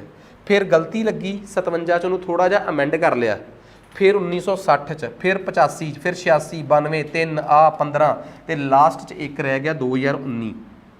ਸਿਟੀਜ਼ਨਸ਼ਿਪ ਨੂੰ ਲੈ ਕੇ ਕਾਨੂੰਨ ਕੌਣ ਬਣਾਉਂਦਾ ਹੈ? ਪਾਰਲੀਮੈਂਟ ਕੇ ਕਨਸਟੀਟਿਊਸ਼ਨ ਦੇ ਵਿੱਚ ਹੀ ਲਿਖਿਆ ਹੋਇਆ ਹੈ ਪਾਰਲੀਮੈਂਟ। ਤੇ ਫਿਰ ਚਲੋ ਇਹ ਦੱਸੋ ਜੇ ਸਿਟੀਜ਼ਨਸ਼ਿਪ ਨੂੰ ਅਮੈਂਡ ਕਰਨਾ ਹੋਵੇ, CAA ਸਿਟੀਜ਼ਨਸ਼ਿਪ ਅਮੈਂਡਮੈਂਟ ਐਕਟ, ਉਹ ਸੁਣਿਆ ਕਿਸੇ ਨੇ ਕਿ ਨਹੀਂ? CAA ਸੁਣਿਆ ਹੋਣਾ। 2019 'ਚ ਬਹੁਤ ਕਲੇਸ਼ ਪਿਆ ਸੀਗਾ CAA, ਪਤਾ ਨਹੀਂ ਐਵੇਂ ਦਾ ਕੋਈ ਰੌਲਾ ਸੀਗਾ ਕੋਈ। CAB ਪਹਿਲਾਂ ਕਨਸਟੀਟਿਊਸ਼ਨ ਅਮੈਂਡਮੈਂਟ ਬਿੱਲ ਸੀ, ਫਿਰ ਇਹ ਐਕਟ ਬਣ ਗਿਆ CAA। ਸ਼ਾਹੀਨ ਬਾਗ 'ਚ ਧਰਨੇ ਲੱਗੇ ਸੀ ਦਿੱਲੀ 'ਚ। ਸੁਣਿਆ ਕਿਸੇ ਨੇ ਕੁਛ ਕਿ ਨਹੀਂ? ਯਾਰ ਨਹੀਂ ਵੀ ਸੁਣਿਆ, ਚਲੋ ਛੱਡੋ, ਇੰਨਾ ਕਾਹਨੂੰ ਤੰਗ ਹੋਣਾ। ਆਪਾਂ ਆਪਣੇ ਮਸਲੇ ਤੇ ਆਈਏ। ਸਿਟੀਜ਼ਨਸ਼ਿਪ ਅਮੈਂਡਮੈਂਟ ਐਕਟ ਨੂੰ ਜੇ ਅਮੈਂਡ ਕਰਨਾ ਹੋਵੇ ਤਾਂ ਸਿੰਪਲ ਮੈਜੋਰਟੀ ਨਾਲ ਹੋਊਗਾ ਕਿ ਸਪੈਸ਼ਲ ਮੈਜੋਰਟੀ ਨਾਲ? ਮਤਲਬ ਇਹਨੂੰ ਆਪਾਂ ਕਨਸਟੀਟਿਊਸ਼ਨਲ ਅਮੈਂਡਮੈਂਟ ਮੰਨਾਂਗੇ ਕਿ ਨਹੀਂ ਮੰਨਾਂਗੇ? ਹਾਂਜੀ ਨਹੀਂ ਮੰਨਾਂਗੇ, ਕਿਉਂਕਿ ਇਹ ਬਿੱਲ ਇਹ ਐਕਟ ਕਿੰਨੇ ਪਾਸ ਕੀਤਾ ਹੈ? ਪਾਰਲੀਮੈਂਟ ਨੇ। ਜੇ ਇਹ ਕਨਸਟੀਟਿਊਸ਼ਨ 'ਚ ਕਿਸੇ ਐਕਟ ਆਰਟੀਕਲ ਨੂੰ ਚੇਂਜ ਕਰਨਾ ਹੁੰਦਾ ਫਿਰ ਉਹ ਕਨਸਟੀਟਿਊਸ਼ਨਲ ਅਮੈਂਡਮੈਂਟ ਮੰਨੀ ਜਾਂਦੀ ਆ। ਮੰਨਿਆ ਕਿ ਇਹ ਬੜੀ ਮਸ਼ਹੂਰ ਗੱਲ ਆ, ਹਰ ਮਸ਼ਹੂਰ ਗੱਲ ਕਨਸਟੀਟਿਊਸ਼ਨਲ ਅਮੈਂਡਮੈਂਟ ਨਹੀਂ ਹੁੰਦੀ। ਜਿਹੜਾ ਵੀ ਲਾਅ ਭਾਰਤ 'ਚ ਪਾਰਲੀਮੈਂਟ ਬਣਾਊਗੀ ਉਹ ਸਿੰਪਲ ਮੈਜੋਰਟੀ ਆ। ਜਿਹੜੀ ਵੀ ਚੀਜ਼ ਕਨਸਟੀਟਿਊਸ਼ਨ ਦੇ ਵਿੱਚ ਅਮੈਂਡਮੈਂਟ ਹੋਊਗੀ, ਕਿਸੇ ਆਰਟੀਕਲ ਨੂੰ ਮਟੇਣਾ ਹੋਊਗਾ, ਜੋੜਨਾ ਹੋਊਗਾ, ਉਹ ਹੋਊਗਾ। ਸਿਟੀਜ਼ਨਸ਼ਿਪ ਨੂੰ ਲੈ ਕੇ ਪਹਿਲੀ ਵਾਰੀ ਸਿਟੀਜ਼ਨਸ਼ਿਪ ਅਮੈਂਡਮੈਂਟ ਐਕਟ ਕਦੋਂ ਬਣਿਆ? 55 'ਚ। ਫਿਰ ਉਸ ਤੋਂ ਬਾਅਦ ਕਈ ਵਾਰ ਉਹ ਸੋਧਦਾ ਇੱਥੋਂ ਤੱਕ ਪਹੁੰਚਿਆ। ਤੁਸੀਂ ਕਹੋਗੇ ਸਰ ਇੱਕ ਸਾਰੇ ਐਕਟ ਪੜ੍ਹਨੇ ਪੈਣਗੇ? ਨਹੀਂ, ਇੱਕ ਵਾਰ ਵਾਲਾ ਹੀ ਪੜ੍ਹ ਕੇ ਤਸੱਲੀ ਹੋ ਜਾਊਗੀ, ਉਹਦੇ 'ਚ ਹੀ ਕਲੈਰਿਟੀ ਆ ਜਾਊਗੀ। ਤੁਹਾਨੂੰ ਤਾਂ 19 ਵਾਲਾ ਵੀ ਪੜ੍ਹਨ ਦੀ ਲੋੜ ਨਹੀਂ। ਜੇ ਮੈਂ ਚੰਗੀ ਤਰ੍ਹਾਂ ਡਿਟੇਲ 'ਚ ਪੜ੍ਹਾ ਦਾਂ ਨਾ ਕਿ ਜਿਹੜਾ ਪਹਿਲੀ ਵਾਰੀ ਆਰਟੀਕਲ ਬਣਿਆ, ਪਹਿਲੀ ਵਾਰੀ ਅਮੈਂਡਮੈਂਟ ਐਕਟ ਬਣਿਆ ਹੈ ਸਿਟੀਜ਼ਨਸ਼ਿਪ ਅਮੈਂਡਮੈਂਟ ਐਕਟ 2019, ਪਹਿਲਾਂ ਬਣਿਆ 1955 'ਚ। ਮੇਨ ਪੇਪਰ 'ਚ ਆ ਗਿਆ ਕਿ ਬਈ ਸਭ ਤੋਂ ਪਹਿਲੀ ਵਾਰ ਸਿਟੀਜ਼ਨਸ਼ਿਪ ਅਮੈਂਡਮੈਂਟ ਐਕਟ ਕਦੋਂ ਬਣਿਆ? ਤਾਂ ਕਦੋਂ ਬਣਿਆ ਭਲਾ? 55 'ਚ। ਫਿਰ ਉਹਨੂੰ ਪਤਾ ਨਹੀਂ ਕਿ ਕਦੀ ਉਹਨੂੰ ਕਈ ਵਾਰੀ 87 'ਚ ਵੀ ਅਮੈਂਡ ਕਰਤਾ, ਫਿਰ 92 'ਚ ਵੀ ਕਰਤਾ, 3 'ਚ ਵੀ ਕਰਤਾ, 5 'ਚ ਵੀ ਕਰਤਾ, 15 'ਚ ਵੀ ਕੀਤਾ ਇੱਕ ਵਾਰੀ ਅਮੈਂਡ, 19 'ਚ ਵੀ ਮਾੜਾ ਜਿਹਾ ਅਮੈਂਡ ਕਰਿਆ। ਮਾੜਾ ਜਿਹਾ ਤਾਂ ਨਹੀਂ, 19 'ਚ ਤਾਂ ਕਾਫੀ ਕਰਿਆ, ਤਾਂ ਕਾਫੀ ਕਲੇਸ਼ ਛਿੜਿਆ ਸੀ ਉਦੋਂ। ਸਲੋ ਜੀ ਆ ਜਾਓ। ਹੁਣ ਤੁਸੀਂ ਇਹ ਕਹੋ ਕਿ ਸਰ ਇੱਕ ਵਾਰ ਵਾਲਾ ਪੜ੍ਹਾ ਦਿਓ, ਪਹਿਲਾਂ 55 ਵਾਲਾ ਪੜ੍ਹਾ ਦਿਓ, ਉਹਦੇ 'ਚ ਜੋ ਅਮੈਂਡਮੈਂਟਸ ਹੋਈਆਂ ਨਾਲ ਪੜ੍ਹਾਉਂਦੇ ਜਾਇਓ। ਪਹਿਲੀ ਗੱਲ ਇਹ ਆ ਕਿ ਤੁਸੀਂ ਇਹ ਪੁੱਛੋ ਕਿ ਸਿਟੀਜ਼ਨਸ਼ਿਪ ਐਕਟ 'ਚ ਹੈ ਕੀ ਆ। ਸਿਟੀਜ਼ਨਸ਼ਿਪ ਐਕਟ 'ਚ ਦੋ ਚੀਜ਼ਾਂ ਨੇ ਕਿ ਨਾਗਰਿਕਤਾ ਐਕਵਾਇਰ ਕਿਵੇਂ ਕੀਤੀ ਜਾ ਸਕਦੀ ਹੈ, ਮਤਲਬ ਲਈ ਕਿਵੇਂ ਜਾ ਸਕਦੀ ਹੈ, ਤੇ ਨਾਗਰਿਕਤਾ ਟਰਮੀਨੇਟ ਗਵਾਈ ਕਿਵੇਂ ਜਾ ਸਕਦੀ ਹੈ। ਗੱਲ ਸਮਝ ਆ ਗਈ? ਨਾਗਰਿਕਤਾ ਲਈ ਕਿਵੇਂ ਜਾ ਸਕਦੀ ਹੈ ਤੇ ਨਾਗਰਿਕਤਾ ਗਵਾਈ ਕਿਵੇਂ ਜਾ ਸਕਦੀ ਹੈ।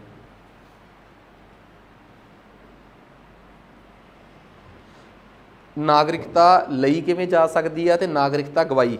ਭਾਰਤ ਦੇ ਸੰਵਿਧਾਨ ਦੇ ਵਿੱਚ ਨਾਗਰਿਕਤਾ 5 ਤਰੀਕਿਆਂ ਨਾਲ ਲਈ ਜਾ ਸਕਦੀ ਹੈ। ਜਿਵੇਂ ਆਨਲਾਈਨ ਵੀ ਕਿਸੇ ਨੇ ਦੱਸਿਆ ਕਿ ਸਿੰਪਲ ਮੈਜੋਰਟੀ ਠੀਕ ਆ, ਤਾਂ ਨਾਗਰਿਕਤਾ ਲਈ ਕਿਵੇਂ ਜਾ ਸਕਦੀ ਹੈ? 5 ਤਰੀਕਿਆਂ ਨਾਲ ਨਾਗਰਿਕਤਾ ਲਈ ਜਾ ਸਕਦੀ ਹੈ ਤੇ 3 ਤਰੀਕਿਆਂ ਨਾਲ ਨਾਗਰਿਕਤਾ ਗਵਾਈ ਜਾ ਸਕਦੀ ਹੈ। ਕਿਸੇ ਨੇ ਕਿਹਾ ਪਹਿਲੀ ਵਾਰੀ ਨਾਗਰਿਕਤਾ ਲਈ ਜਾ ਸਕਦੀ ਤੇ ਗਵਾਈ ਜਾ ਸਕਦੀ ਦੀ ਪ੍ਰੋਵੀਜ਼ਨ ਕਦੋਂ ਆਈ ਸੀ? 55 'ਚ।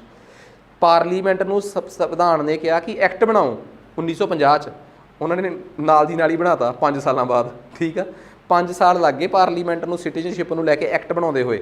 ਆ ਜਾਓ ਹੁਣ 5 ਤਰੀਕਿਆਂ ਨਾਲ ਨਾਗਰਿਕਤਾ ਕਿਹੜੇ ਤਰੀਕੇ ਨਾਲ ਲਈ ਜਾ ਸਕਦੀ ਹੈ? ਬਾਏ ਬਰਥ ਜਨਮ ਤੋਂ, ਬਾਏ ਡਿਸੈਂਟ ਆਪਣੇ ਪੂਰਵਜਾਂ ਤੋਂ, ਬਾਏ ਨੈਚੁਰਲਾਈਜੇਸ਼ਨ ਕੁਦਰਤੀਕਰਨ ਕਰਕੇ, ਬਾਏ ਇੱਕ ਰਜਿਸਟ੍ਰੇਸ਼ਨ मतलब कि पंजीकरण करवा के एक्वाइजेशन ऑफ टैरिटरी, जे उस जिस ਜ਼ਮੀਨ ਤੇ ਤੁਸੀਂ ਰਹਿ ਰਹੇ ਹੋ ਜੇ ਉਹਦੇ ਤੇ ਭਾਰਤ ਸਰਕਾਰ ਕਬਜ਼ਾ ਕਰ ਲੇ ਤਾਂ ਉੱਥੋਂ ਦੇ ਲੋਕ ਆਟੋਮੈਟਿਕਲੀ ਭਾਰਤ ਦੇ ਨਾਗਰਿਕ ਹੋ ਜਾਣਗੇ। 5 ਤਰੀਕੇ ਆ ਨਾਗਰਿਕਤਾ ਲੈਣ ਦੇ, ਗਵਾਏ ਜਾਣ ਦੇ 3 ਤਰੀਕੇ ਫੇਰ ਪੜਾਉਣਾ। ਇਹ 5 ਤਰੀਕਿਆਂ ਨਾਲ ਨਾਗਰਿਕਤਾ ਲਈ ਜਾ ਸਕਦੀ ਹੈ। ਸਭ ਤੋਂ ਪਹਿਲਾਂ ਬਾਏ ਬਰਥ ਆ ਜੋ ਕਹਿੰਦੇ 26 ਜਨਵਰੀ 1950 ਤੋਂ ਬਾਅਦ ਜਿਸ ਦਿਨ ਤੋਂ ਇਹ ਲਾਗੂ ਹੋਇਆ ਉਸ ਦਿਨ ਤੋਂ ਬਾਅਦ ਇੱਕ ਟ੍ਰੈਂਡ ਸੀਗਾ ਬਾਏ ਬਰਥ ਵਾਲਾ ਕਿ ਬਈ ਜਿਹੜਾ ਸ਼ਖਸ ਭਾਰਤ 'ਚ ਜਨਮ ਹੋ ਗਿਆ, ਜਿਹੜੇ ਸ਼ਖਸ ਦਾ, ਉਹ ਭਾਰਤ ਦਾ ਨਾਗਰਿਕ। ਵੈਰੀ ਈਜ਼ੀ, जिस शख्स का भारत च जन्म हो गया वो भारत का नागरिक। गौर करियो, जिस शख्स का भारत च जन्म हो गया वो भारत का नागरिक। पर हुण सोच के देखो, अपना कोई गवांढी देश आ, उत्थे होवे गरीबी, उत्थों मियाँ बीवी प्रैगनेंट होवे, मियाँ बीवी नूं लैके कंडियां दी तार नूं क्रॉस करके इंडिया आ जे, जवाक दा हो गया इंडिया च जन्म, इंडिया का नागरिक।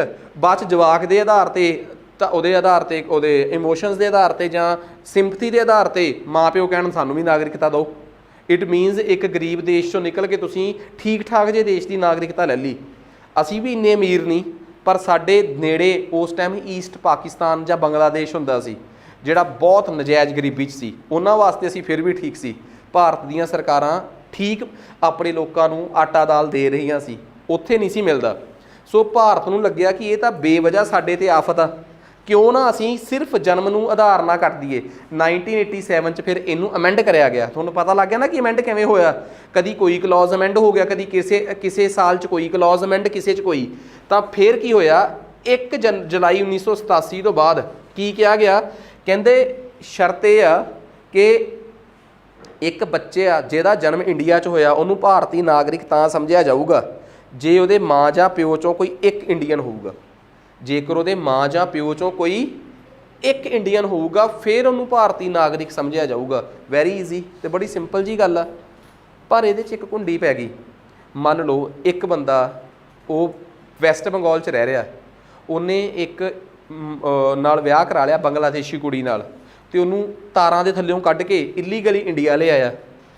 ਅੱਗੇ ਜਨਮ ਹੋ ਗਿਆ, ਬੱਚੇ ਉਹਨਾਂ ਦੇ ਘਰੇ ਬੇਬੀ ਹੋਇਆ, ਬੇਬੀ ਇੰਡੀਅਨ ਹੋ ਗਿਆ ਕਿਉਂਕਿ ਮਾਂ ਪਿਓ ਚੋਂ ਪਿਓ ਇੰਡੀਅਨ ਆ, ਜਵਾਕ ਵੀ ਇੰਡੀਅਨ ਹੋ ਗਿਆ। ਇੱਕ ਇਲੀਗਲ ਮਾਈਗ੍ਰੈਂਟ ਨੂੰ ਵੀ ਤੁਸੀਂ ਪੱਕਾ ਕਰਾ ਲਿਆ, ਇਹ ਫਿਰ ਮਾੜੀ ਗੱਲ। ਇਟ ਮੀਨਸ ਇਸ ਐਕਟ 'ਚ ਤੀਜੀ ਵਾਰ ਚੇਂਜ ਹੋਇਆ 2004 'ਚ। ਉਹ 'ਚ ਇਹ ਕਿਹਾ ਗਿਆ ਕਿ ਇੱਕ ਬੱਚਾ ਜਿਹਦਾ ਭਾਰਤ 'ਚ ਜਨਮ ਹੋਇਆ ਹੈ ਉਹਨੂੰ ਭਾਰਤੀ ਤਾਂ ਮੰਨਿਆ ਜਾਊਗਾ ਜੇਕਰ ਜਨਮ ਦੇ ਵੇਲੇ ਮਾਂ ਪਿਓ 'ਚੋਂ ਕੋਈ ਇੱਕ ਇੰਡੀਅਨ ਆ ਤੇ ਦੂਸਰਾ ਲੀਗਲੀ ਇੰਡੀਆ ਆਇਆ ਹੋਵੇ। ਇਹ ਨਾ ਜਾਲੀ ਕਾਗਜ਼ਾਂ 'ਤੇ ਆਇਆ ਹੋਵੇ, ਆਈਲੈਟਸ ਕਰਕੇ ਆਇਆ ਹੋਵੇ, ਮਤਲਬ ਪੱਕੇ ਕਾਗਜ਼ਾਂ ਨਾਲ ਇੰਡੀਆ ਆਇਆ ਹੋਵੇ। ਪੱਕੇ ਕਾਗਜ਼ਾਂ ਦਾ ਮਤਲਬ ਹਮੇਸ਼ਾ ਆਈਲੈਟਸ ਤਾਂ ਨਹੀਂਗਾ, ਪੱਕੇ ਤੌਰ 'ਤੇ ਉਹ ਇੰਡੀਆ ਤੋਂ ਇੰਡੀਆ ਆਇਆ ਹੋਵੇ ਜਾਂ ਉਹ ਲੀਗਲੀ ਇੰਡੀਆ ਆਇਆ ਹੋਵੇ, ਫਿਰ ਹੀ ਉਸ ਬੱਚੇ ਨੂੰ ਭਾਰਤੀ ਨਾਗਰਿਕਤਾ ਦਿੱਤੀ ਜਾਊਗੀ। ਅਦਰਵਾਈਜ਼ ਉਸ ਬੱਚੇ ਨੂੰ ਭਾਰਤੀ ਨਾਗਰਿਕਤਾ ਨਹੀਂ ਦਿੱਤੀ ਜਾਊਗੀ। ਅੱਜ ਵੀ ਤਾਂ ਕੈਨੇਡਾ 'ਚ ਇਹੀ ਰਿਵਾਜ ਆ, ਜਾਂ ਕਈ ਦੇਸ਼ਾਂ ਦੀ ਨਾਗਰਿਕਤਾ ਲੈਣੀ ਤਾਂ ਹੀ ਔਖੀ ਆ ਕਿ ਜੀ ਨਾਗਰਿਕਤਾ ਤਾਂ ਮਿਲੂਗੀ ਜੇ ਬੱਚੇ ਦਾ, ਕਈ ਦੇਸ਼ ਐਵੇਂ ਦੇ ਆ ਆਪਣੇ ਵਾਲੇ ਕਹਿ ਦਿੰਦੇ ਕਿ ਜੇ ਉੱਥੇ ਜਾ ਕੇ ਬੇਬੀ ਹੋ ਗਿਆ ਤਾਂ ਮਾਂ ਪਿਓ ਪੱਕੇ ਹੋ ਜਾਣਗੇ। ਪਰ ਐਵੇਂ ਦਾ ਕੰਸੈਪਟ ਹੁਣ ਕਈ ਦੇਸ਼ਾਂ ਨੇ ਖਾਰਜ ਨਹੀਂ ਕਰਤਾ ਕਿ ਬਈ ਹਾਂ ਇੱਕ ਬੰਦਾ ਐਟਲੀਸਟ ਪਹਿਲਾਂ ਨਾਗਰਿਕ ਹੋਣਾ ਚਾਹੀਦਾ ਉੱਥੇ, ਤੇ ਦੂਜਾ ਆਈਲੈਟਸ ਕਰਕੇ ਲੀਗਲੀ ਜਾਊਗਾ ਉੱਥੇ, ਫਿਰ ਉੱਥੇ ਉਹਨਾਂ ਦੇ ਘਰੇ ਜੇ ਬੇਬੀ ਹੋਊਗਾ ਉਹ ਆਪਣੇ ਆਪ ਆਸਟ੍ਰੇਲੀਅਨ ਹੋ ਗਿਆ, ਫਿਰ ਉਹਦੇ ਆਧਾਰ 'ਤੇ ਮਾਂ ਨੂੰ ਨਾਗਰਿਕਤਾ ਮਿਲ ਜਾਂਦੀ ਹੈ। ਸੇਮ ਕੰਸੈਪਟ ਇੰਡੀਆ 'ਚ, ਸੇਮ ਹੀ ਸਾਰੇ ਦੇਸ਼ਾਂ 'ਚ। ਹੁਣ ਭਾਰਤ ਦੀ ਨਾਗਰਿਕਤਾ ਲੈਣੀ ਸੌਖੀ ਗੱਲ ਨਹੀਂ, ਬਹੁਤ ਔਖੀ ਆ, ਊਂ ਲੱਗਦਾ ਹੈ ਠੀਕ ਆ। ਉਹ ਤਾਂ ਚਲੋ ਅੱਡ ਗੱਲ ਆ ਕਿ ਸਾਨੂੰ ਥੋੜ੍ਹੇ ਜਿਹੇ ਦੂਜੇ ਨਾਗਰਿਕਾਂ ਦਾ ਮੋਹ ਜ਼ਿਆਦਾ ਪਿਆ ਹੋਇਆ ਹੈ, ਪਰ ਭਾਰਤ ਦੀ ਨਾਗਰਿਕਤਾ ਵੀ ਸੌਖੀ ਨਹੀਂ। ਹੁਣ ਆ ਜਾਓ ਦੂਜੇ ਤਰੀਕੇ ਨਾਲ, ਬਾਏ ਡਿਸੈਂਟ, ਮਤਲਬ ਕਿ ਉੱਤਰਾਧਿਕਾਰੀ ਦੇ ਤੌਰ 'ਤੇ ਅਸੀਂ ਨਾਗਰਿਕਤਾ ਕਿਵੇਂ ਲੈ ਸਕਦੇ ਹਾਂ। ਉੱਤਰਾਧਿਕਾਰੀ ਦੇ ਤੌਰ 'ਤੇ ਨਾਗਰਿਕਤਾ ਕਿਵੇਂ ਲਈ ਜਾ ਸਕਦੀ ਆ। ਰਿਵਾਜ ਇਹੀ ਸੀ 1952 ਦੀ 10 ਦਸੰਬਰ ਤੱਕ ਤਾਂ ਰਿਵਾਜ ਇਹ ਸੀ ਕਿ ਮੰਨ ਲਓ ਕਿ ਹਰ ਇੱਕ ਉਹ ਸ਼ਖਸ ਜਿਹਦਾ ਜਨਮ ਇੰਡੀਆ ਤੋਂ ਬਾਹਰ ਹੋਇਆ, ਮੰਨ ਲਓ ਕਿਸੇ ਸ਼ਖਸ ਦੇ ਮਾਂ ਪਿਓ ਸ਼੍ਰੀਲੰਕਾ ਕੰਮ ਕਰਦੇ ਆ ਜਾਂ UK ਕੰਮ ਕਰਦੇ ਆ, ਤੇ ਉਹਨਾਂ ਦੇ ਬੱਚੇ ਦਾ ਜਨਮ UK 'ਚ ਹੋ ਗਿਆ, ਉਹ ਚਾਹੁੰਦੇ ਆ ਕਿ ਇਹਨੂੰ ਅਸੀਂ ਭਾਰਤੀ ਨਾਗਰਿਕ ਬਣਾਈਏ। ਤੁਹਾਡੇ ਦਿਮਾਗ 'ਚ ਆਊਗਾ ਹੈ ਦਿਮਾਗ ਖਰਾਬ, ਇਹ ਕਿਉਂ ਚਾਹੁੰਦੇ ਹੋਣਗੇ? ਉਹ ਬਈ ਦੁਨੀਆ 'ਚ ਸਾਰੇ ਆਪਣੇ ਵਰਗੇ ਮਾਤੜ ਧਮਾਤੜ ਜਾਂ ਮਿਡਲ ਕਲਾਸ ਫੈਮਲੀਜ਼ ਨਹੀਂ, ਕਈ ਵਾਰੀ ਕੋਈ ਬਿਜ਼ਨਸ ਲੌਬੀ ਵੀ ਕਲਾਸ ਵੀ ਹੁੰਦੀ ਆ, ਉਹਨਾਂ ਦੀ ਇੱਥੇ ਚੰਗੀ ਜਾਇਦਾਦ ਹੋਊਗੀ, ਤੇ ਬੱਚੇ ਦਾ ਜਨਮ ਬਾਹਰ ਹੋਇਆ ਹੈ। ਕਿਉਂ? ਉਸ ਟਾਈਮ ਉਹ ਦੋਵੇਂ ਮੀਆਂ ਬੀਵੀ ਕਿਸੇ ਮੀਟਿੰਗ 'ਤੇ ਜਾਂ ਕਿਸੇ ਲੰਮੇ ਪ੍ਰੋਜੈਕਟ 'ਤੇ ਬਾਹਰ ਰਹਿ ਰਹੇ ਸੀਗੇ, ਉੱਥੇ ਬੱਚੇ ਦਾ ਜਨਮ ਹੋਇਆ ਤੇ ਚਾਹੁੰਦੇ ਆ ਕਿ ਉਹ ਭਾਰਤੀ ਨਾਗਰਿਕ ਹੋਵੇ। ਤਾਂ ਕੀ ਕਹਾਣੀ ਆ? ਕਹਿੰਦੇ ਇਹ ਤਾਂ ਹੀ ਪੋਸੀਬਲ ਹੋਊਗਾ ਜੇਕਰ ਜਨਮ ਦੇ ਵੇਲੇ ਉਸ ਬੱਚੇ ਦਾ ਫਾਦਰ ਇੰਡੀਅਨ ਸਿਟੀਜ਼ਨ ਆ, जे उस बच्चे के जन्म के वेले फादर इंडियन सिटीजन आ, बेशक इंडिया तो बाहर उस बच्चे का जन्म होया, बस वो भारत आके क्लेम करन कि साडे बच्चे का जन्म होया पर असी इंडिया च नहीं सी, बच्चा इंडिया च नहीं सी, इहदा मतलब बच्चा बाय बर्थ तो भारतीय नागरिकता नहीं ना लै सकदा हुण, तो फिर उन्होंने बाय डिसेंट उत्तराधिकारी के तौर पर ये प्यो के आधार पर मिलूगी। इस गल नूं 1992 तक ऐं रखा गया, 92 तो बाद अमेंड कर दिता गया कि कल्ला प्यो ही क्यों, माँ भी तो हो सकती है। 92 च अमेंड करके कहा गया कि एक बच्चा जिहदा जन्म भारत तो बाहर होया है तो उहदे मापे चाहुंदे आ कि इहनूं भारतीय नागरिकता मिले, तो उहदे माँ जां प्यो चों कोई भी इंडियन सिटीजन होऊगा तो वह आके इंडिया क्लेम करन, उस बच्चे नूं भारतीय नागरिकता बाय डिसेंट उत्तराधिकारी के तौर पर दे दी जाऊगी, क्योंकि जन्म के आधार पर तो मिल नहीं ना सकती, जन्म के आधार पर तो उस देश च मिलूगी जिथे वो लैना चाहते हैं, जो उत्थे जाना चाहते हैं, तो जो इंडिया की नागरिकता लैने चाहते हैं फिर जां तो इंडिया च जन्म हुंदा, जन्म तो वह इंडिया च होया नहीं, तो जन्म वह इंडिया तो बाहर होया है, तो नागरिकता जिहड़ी आ वो इंडिया की क्लेम कर सकता है बाय डिसेंट। ठीक है, ये गल समझ गए ना। जिमें हुण कई बारी वैसे ही बेतुके सवाल कि जे सपोज करो किसी का जहाज़ दे विच एरोप्लेन दे विच किसी बच्चे का जन्म हो जाए, तो बई इहो जिहियां चीज़ां का कोई मतलब ही नहीं बनता कि जे हो जाए तो बई जिहड़े देश चो दे माँ जां प्यो चो कोई भी इंडियन नागरिक आ, ठीक है, वो उत्थे जाके क्लेम कर दे कि असी नागरिकता चाहिए है। नैक्सट उस तो बाद 10 दसंबर 1992 तो बाद ये कहता, 3 दसंबर 2004 तो बाद ये भी अमेंड कर दिता गया। लोग कई बारी दोहरी नागरिकता वाली स्कीम अडॉप्ट कर लेंदे सी। 3 दसंबर 2004 तो बाद ये कहा गया कि माँ जां प्यो चों जे रब करे उन्हां दे घरे बच्चे का जन्म इंडिया तो बाहर होया है, नागरिकता वो भारती दिवाउणा चाहुंदे आ, उन्हां चों किसी एक दा मौके ते इंडियन होना जरूरी है, ते जिहड़े देश च जन्म होया है, जिस देश च जन्म होया है 6 महीने के अंदर अंदर उत्थे भारत की इंबैसी नूं इनफॉर्म करना जरूरी है कि साडे घरे बच्चा होया है, तो असीं ये कमिटमेंट करते हैं कि असीं जिहड़े देश च साडे बच्चे का जन्म होया है इत्थों की नागरिकता उहदी अपलाई नहीं की हुई ऑन बेसिस ऑफ बर्थ, असीं तां भारत की नागरिकता ही इहनूं दिवाउणी है। इस करके तुसीं यकीनी बना दो, भारत सरकार नूं मैसेज कर दो कि असीं जदों भारत आवांगे असीं नागरिकता लई अपलाई करांगे। सो तुसीं 6 महीनों के अंदर अंदर उत्थों की इंबैसी च इनफॉर्म करना जरूरी है, नहीं तो लोग इनफॉर्म नहीं सी करते। इत्थे आके भारतीय नागरिकता बाय डिसेंट, ते जिथे उहदा जन्म होया उत्थे बाय बर्थ उत्थों की नागरिकता ले लैंदे सी, तां डबल पासपोर्ट वाला सिस्टम हो जाता सी एक बच्चे का। सो इस चीज़ जिहड़ी आ इहनूं अवॉइड किया गया। खैर नैक्सट उस तो बाद आ गया पंजीकरण के तौर पर, रजिस्ट्रेशन के तौर पर केंद्र इत्थे कानून की कहता है, पार्लीमेंट ने की एक्ट बनाया, पार्लीमेंट कहती है कि केंद्र सरकार, हुण देखो पार्लीमेंट ने नागरिकता तय करने की पावर किनू देती भला, केंद्र सरकार नूं। पार्लीमेंट की कहती है कि केंद्र सरकार किसी भी शख्स नूं रजिस्टर कर सकती है जेकर वो भारत विच पिछले 7 साल तो रह रहा होवे। ठीक है, कि कोई भी शख्स भारत चो पिछले 7 साल तो रह रहा होवे, जां हुण गौर करियो कई बारी पता की हुंदा है, एक होर तुहानूं गल दसदा, मान लो एक बच्चा शख्स सीगा, उहदी उम्र 40 साल आ, उहदा जवाक आ 8 साल का, जां उहदी उम्र 50 साल आ तो उहदा जवाक आ 8 साल का, ठीक है, जां 10 साल का उहदा जवाक हो गया, तो 10-15 साल का उहदा जवाक आ, 50 साल का शख्स आप आ ते 15 साल का उहदा जवाक आ, वो माइनर आ। जदों प्यो ने नागरिकता छड्डी भारत की किसी भी कारण करके कि मैं कनेडा जाना है, तो उहदा बच्चा भी इंडिया चों नागरिकता छड्ड के चले गया। जिद्दन वो मेजर होया जां जिद्दन वो माइनर तो अपना अडल्ट हो गया, मेजर कहता अडल्ट हो गया, 18 साल टप गया, भारत सरकार उन्होंने एक बार मौका फेर दऊगी कि जदों तू पहला नागरिकता छड्ड के गया सी ना, उदों तू अडल्ट नहीं सी, माइनर सीगा, उदों असीं तेरे प्यो के कहण ते तेरी नागरिकता डिनाई करती, ते जे तू वापस आउणा चाहुंदा तू आ जा, असीं तैनूं नागरिकता देण वास्ते तैयार हाँ, ते असीं तैनूं नागरिकता बाय रजिस्ट्रेशन देवांगे, दोबारा तेरा पंजीकरण कर दांगे। जां कोई विआहया वरके भारत आया है, कोई कुड़ी जां मुंडा भारत आया है, वो अपने हसबैंड जां वाइफ नाल रह रहा है 7 सालों तो उस तो बाद वो भारत के संविधान की इन्नी समझ रखता है कि जेकर असीं उहनूं भारत की संविधान दीआं 22 शेड्यूल्ड लैंगवेज चों कहीए कि कोई एक माड़ी मोटी समझ नहीं आउंदी आ, वो कहते हाँ जी असीं थोड़ा जिहा उहदा टैसट लईए तो असीं उहनूं रजिस्ट्रेशन के बेस ते नागरिकता दे सकते हैं। एवें ही कनेडा च हुंदा है, सिटीजनशिप तो पहला एक टैसट हुंदा उत्थे हल्का जिहा कि तुसीं कनेडा च बोली जाने वाली किसी भी भाषा बारे कोई ज्ञान जानते हो, ਕੈਨੇਡਾ ਦੇਸ਼ ਨੂੰ ਸਮਝਦੇ ਹੋ, ਉਹਦੇ ਕਲਚਰ, ਇਹਦੀ ਸੱਭਿਅਤਾ ਬਾਰੇ ਜਾਣਦੇ ਹੋ, ਸਿਵਲਾਈਜੇਸ਼ਨ ਬਾਰੇ ਜਾਣਦੇ ਹੋ, ਹਲਕਾ ਜਿਹਾ ਟੈਸਟ ਲੈ ਕੇ ਤੁਹਾਨੂੰ ਤੁਹਾਡੀ ਨਾਗਰਿਕਤਾ ਦੇ ਦਿੱਤੀ ਜਾਂਦੀ ਹੈ। ਆ ਗੱਲ ਸਮਝ ਆ ਗਈ। ਸੇਮ ਪ੍ਰੋਸੈਸ ਰਜਿਸਟ੍ਰੇਸ਼ਨ ਦਾ ਇੰਡੀਆ 'ਚ। ਉਸ ਤੋਂ ਬਾਅਦ ਆ ਗਿਆ ਨੈਚੁਰਲਾਈਜੇਸ਼ਨ, ਕੁਦਰਤੀ ਕਰਨ ਨਾਲ ਕਿਵੇਂ ਨਾਗਰਿਕਤਾ ਮਿਲਦੀ ਹੈ। ਦੇਖੋ ਇਹ ਬੜਾ ਇੰਪੋਰਟੈਂਟ ਪੁਆਇੰਟ ਆ, ਬਹੁਤ ਇੰਪੋਰਟੈਂਟ। ਕਈ ਵਾਰੀ ਨਾਗਰਿਕਤਾ ਐਕਸੈਪਸ਼ਨਲ ਆਧਾਰ 'ਤੇ ਅਪਵਾਦ ਦੇ ਵਿੱਚ ਦੇਣੀ ਪੈਂਦੀ ਹੈ। ਜਿਵੇਂ ਸਪੋਜ਼ ਕਰੋ ਇੱਕ ਬੰਦਾ ਇੰਗਲੈਂਡ ਦੇ ਕਿਸੇ ਦੇਸ਼ ਦਾ ਅੰਬੈਸਡਰ ਸੀ। ਅੰਬੈਸਡਰ ਸਮਝ ਗਏ ਨਾ, ਅੰਬੈਸਡਰ ਕਿਹੜੇ ਹੁੰਦੇ ਆ? ਰਾਜਦੂਤ, IRS ਅਫਸਰ ਜਿਵੇਂ ਹੁੰਦੇ ਆ। ਉਹ ਬੜੇ ਲੰਮੇ ਸਮੇਂ 'ਚ ਉਹਦੀ ਭਾਰਤ 'ਚ ਡਿਊਟੀ ਸੀ। ਉਹਨੇ ਇੰਗਲੈਂਡ ਦੇ ਨਾਲ ਭਾਰਤ ਦੇ ਸੰਬੰਧ ਬੜੇ ਵਧੀਆ ਇੰਪਰੂਵ ਕਰਾਏ ਅਤੇ ਉਹ ਰਿਟਾਇਰ ਹੋ ਕੇ ਚਾਹੁੰਦਾ ਕਿ ਮੈਂ ਇੰਡੀਆ 'ਚ ਹੀ ਰਵਾਂ। ਤਾਂ ਭਾਰਤ ਸਰਕਾਰ ਉਹਨੂੰ ਕਹਿੰਦੀ ਆ ਕਿ ਯਾਰ ਕੋਈ ਚੱਕਰ ਹੀ ਨਹੀਂ, ਜਿੱਡਾ ਵੱਡਾ ਤੂੰ ਕੰਮ ਕੀਤਾ ਹੈ, ਜਿੱਡਾ ਤੂੰ ਸਾਡੇ ਦੇਸ਼ ਦੇ ਫਲਾਣੇ ਦੇਸ਼ ਨਾਲ ਰਿਲੇਸ਼ਨ ਇੰਪਰੂਵ ਕੀਤੇ ਆ, ਤੇਰੀ ਕੋਈ ਰਜਿਸਟ੍ਰੇਸ਼ਨ ਨਹੀਂ, ਤੈਨੂੰ ਸਿੱਧੀ ਨੈਚੁਰਲਾਈਜੇਸ਼ਨ ਦੇ ਬੇਸ 'ਤੇ ਨਾਗਰਿਕਤਾ। ਜਾਂ ਕੋਈ ਦੁਨੀਆ 'ਚ ਇਹੋ ਜਿਹਾ ਸੰਤ ਹੋਵੇ ਜਿਹਨੂੰ ਭਾਰਤ ਸਰਕਾਰ ਕਹੇ ਕਿ ਆਓ ਸਾਡੇ ਦੇਸ਼, ਅਸੀਂ ਤੁਹਾਨੂੰ ਸਿੱਧੀ ਨਾਗਰਿਕਤਾ ਦੇਵਾਂਗੇ, ਜਿਵੇਂ ਮਦਰ ਟਰੇਸਾ ਨੂੰ ਦਿੱਤੀ ਆ ਨੈਚੁਰਲਾਈਜੇਸ਼ਨ। ਜਾਂ ਕੋਈ ਪ੍ਰਤਾੜਿਤ ਲੋਕ, ਪਰੇਸ਼ਾਨ ਲੋਕ ਸਾਡੇ ਦੇਸ਼ 'ਚ ਆਉਣ ਅਤੇ ਸਾਡੇ ਦੇਸ਼ 'ਚ ਆ ਕੇ ਕਹਿਣ ਕਿ ਸਾਡੇ ਕੋਲ ਕੋਈ ਡਾਕੂਮੈਂਟ ਨਹੀਂ, ਕੋਈ ਦਸਤਾਵੇਜ਼ ਨਹੀਂ, ਕੋਈ 7 ਸਾਲ ਰਹਿ ਨਹੀਂ ਸਕਦੇ, ਸਾਨੂੰ ਨਾਗਰਿਕਤਾ ਦਿੱਤੀ ਜਾਵੇ। ਉਹਨਾਂ ਨੂੰ ਅਸੀਂ ਨੈਚੁਰਲਾਈਜੇਸ਼ਨ ਨਾਲ ਨਾਗਰਿਕਤਾ ਦੇ ਦਿੰਦੇ ਹਾਂ। ਇੱਥੇ ਫਿਰ ਅਸੀਂ ਉਹਨਾਂ ਨੂੰ ਕਹਿੰਦੇ ਹਾਂ ਕਿ ਤੁਹਾਡੇ ਕੋਲ ਕੋਈ ਡਾਕੂਮੈਂਟ ਤਾਂ ਹੈ ਨਹੀਂ, ਨਾ ਤੁਸੀਂ ਇੱਥੇ ਕੋਈ ਵਿਆਹ ਕੇ ਆਏ ਹੋ ਜਾਂ ਕੋਈ ਪ੍ਰੋਸੀਜਰ ਨਾਲ ਆਏ ਹੋ, ਇਹਦਾ ਮਤਲਬ ਰਜਿਸਟ੍ਰੇਸ਼ਨ ਤਾਂ ਹੋ ਨਹੀਂ ਸਕਦੀ ਤੁਹਾਡੀ। ਹਾਂ, ਤੁਸੀਂ ਇੱਥੇ ਰਹਿ ਕੇ ਦਿਖਾਓ ਇੰਨੇ ਸਾਲ, ਫਿਰ ਮੰਨਾਂਗੇ ਅਸੀਂ ਤੁਹਾਨੂੰ। ਇੰਨੇ ਸਾਲ ਰਹਿ ਕੇ ਦਿਖਾਓ, ਕਿੰਨੇ ਸਾਲ?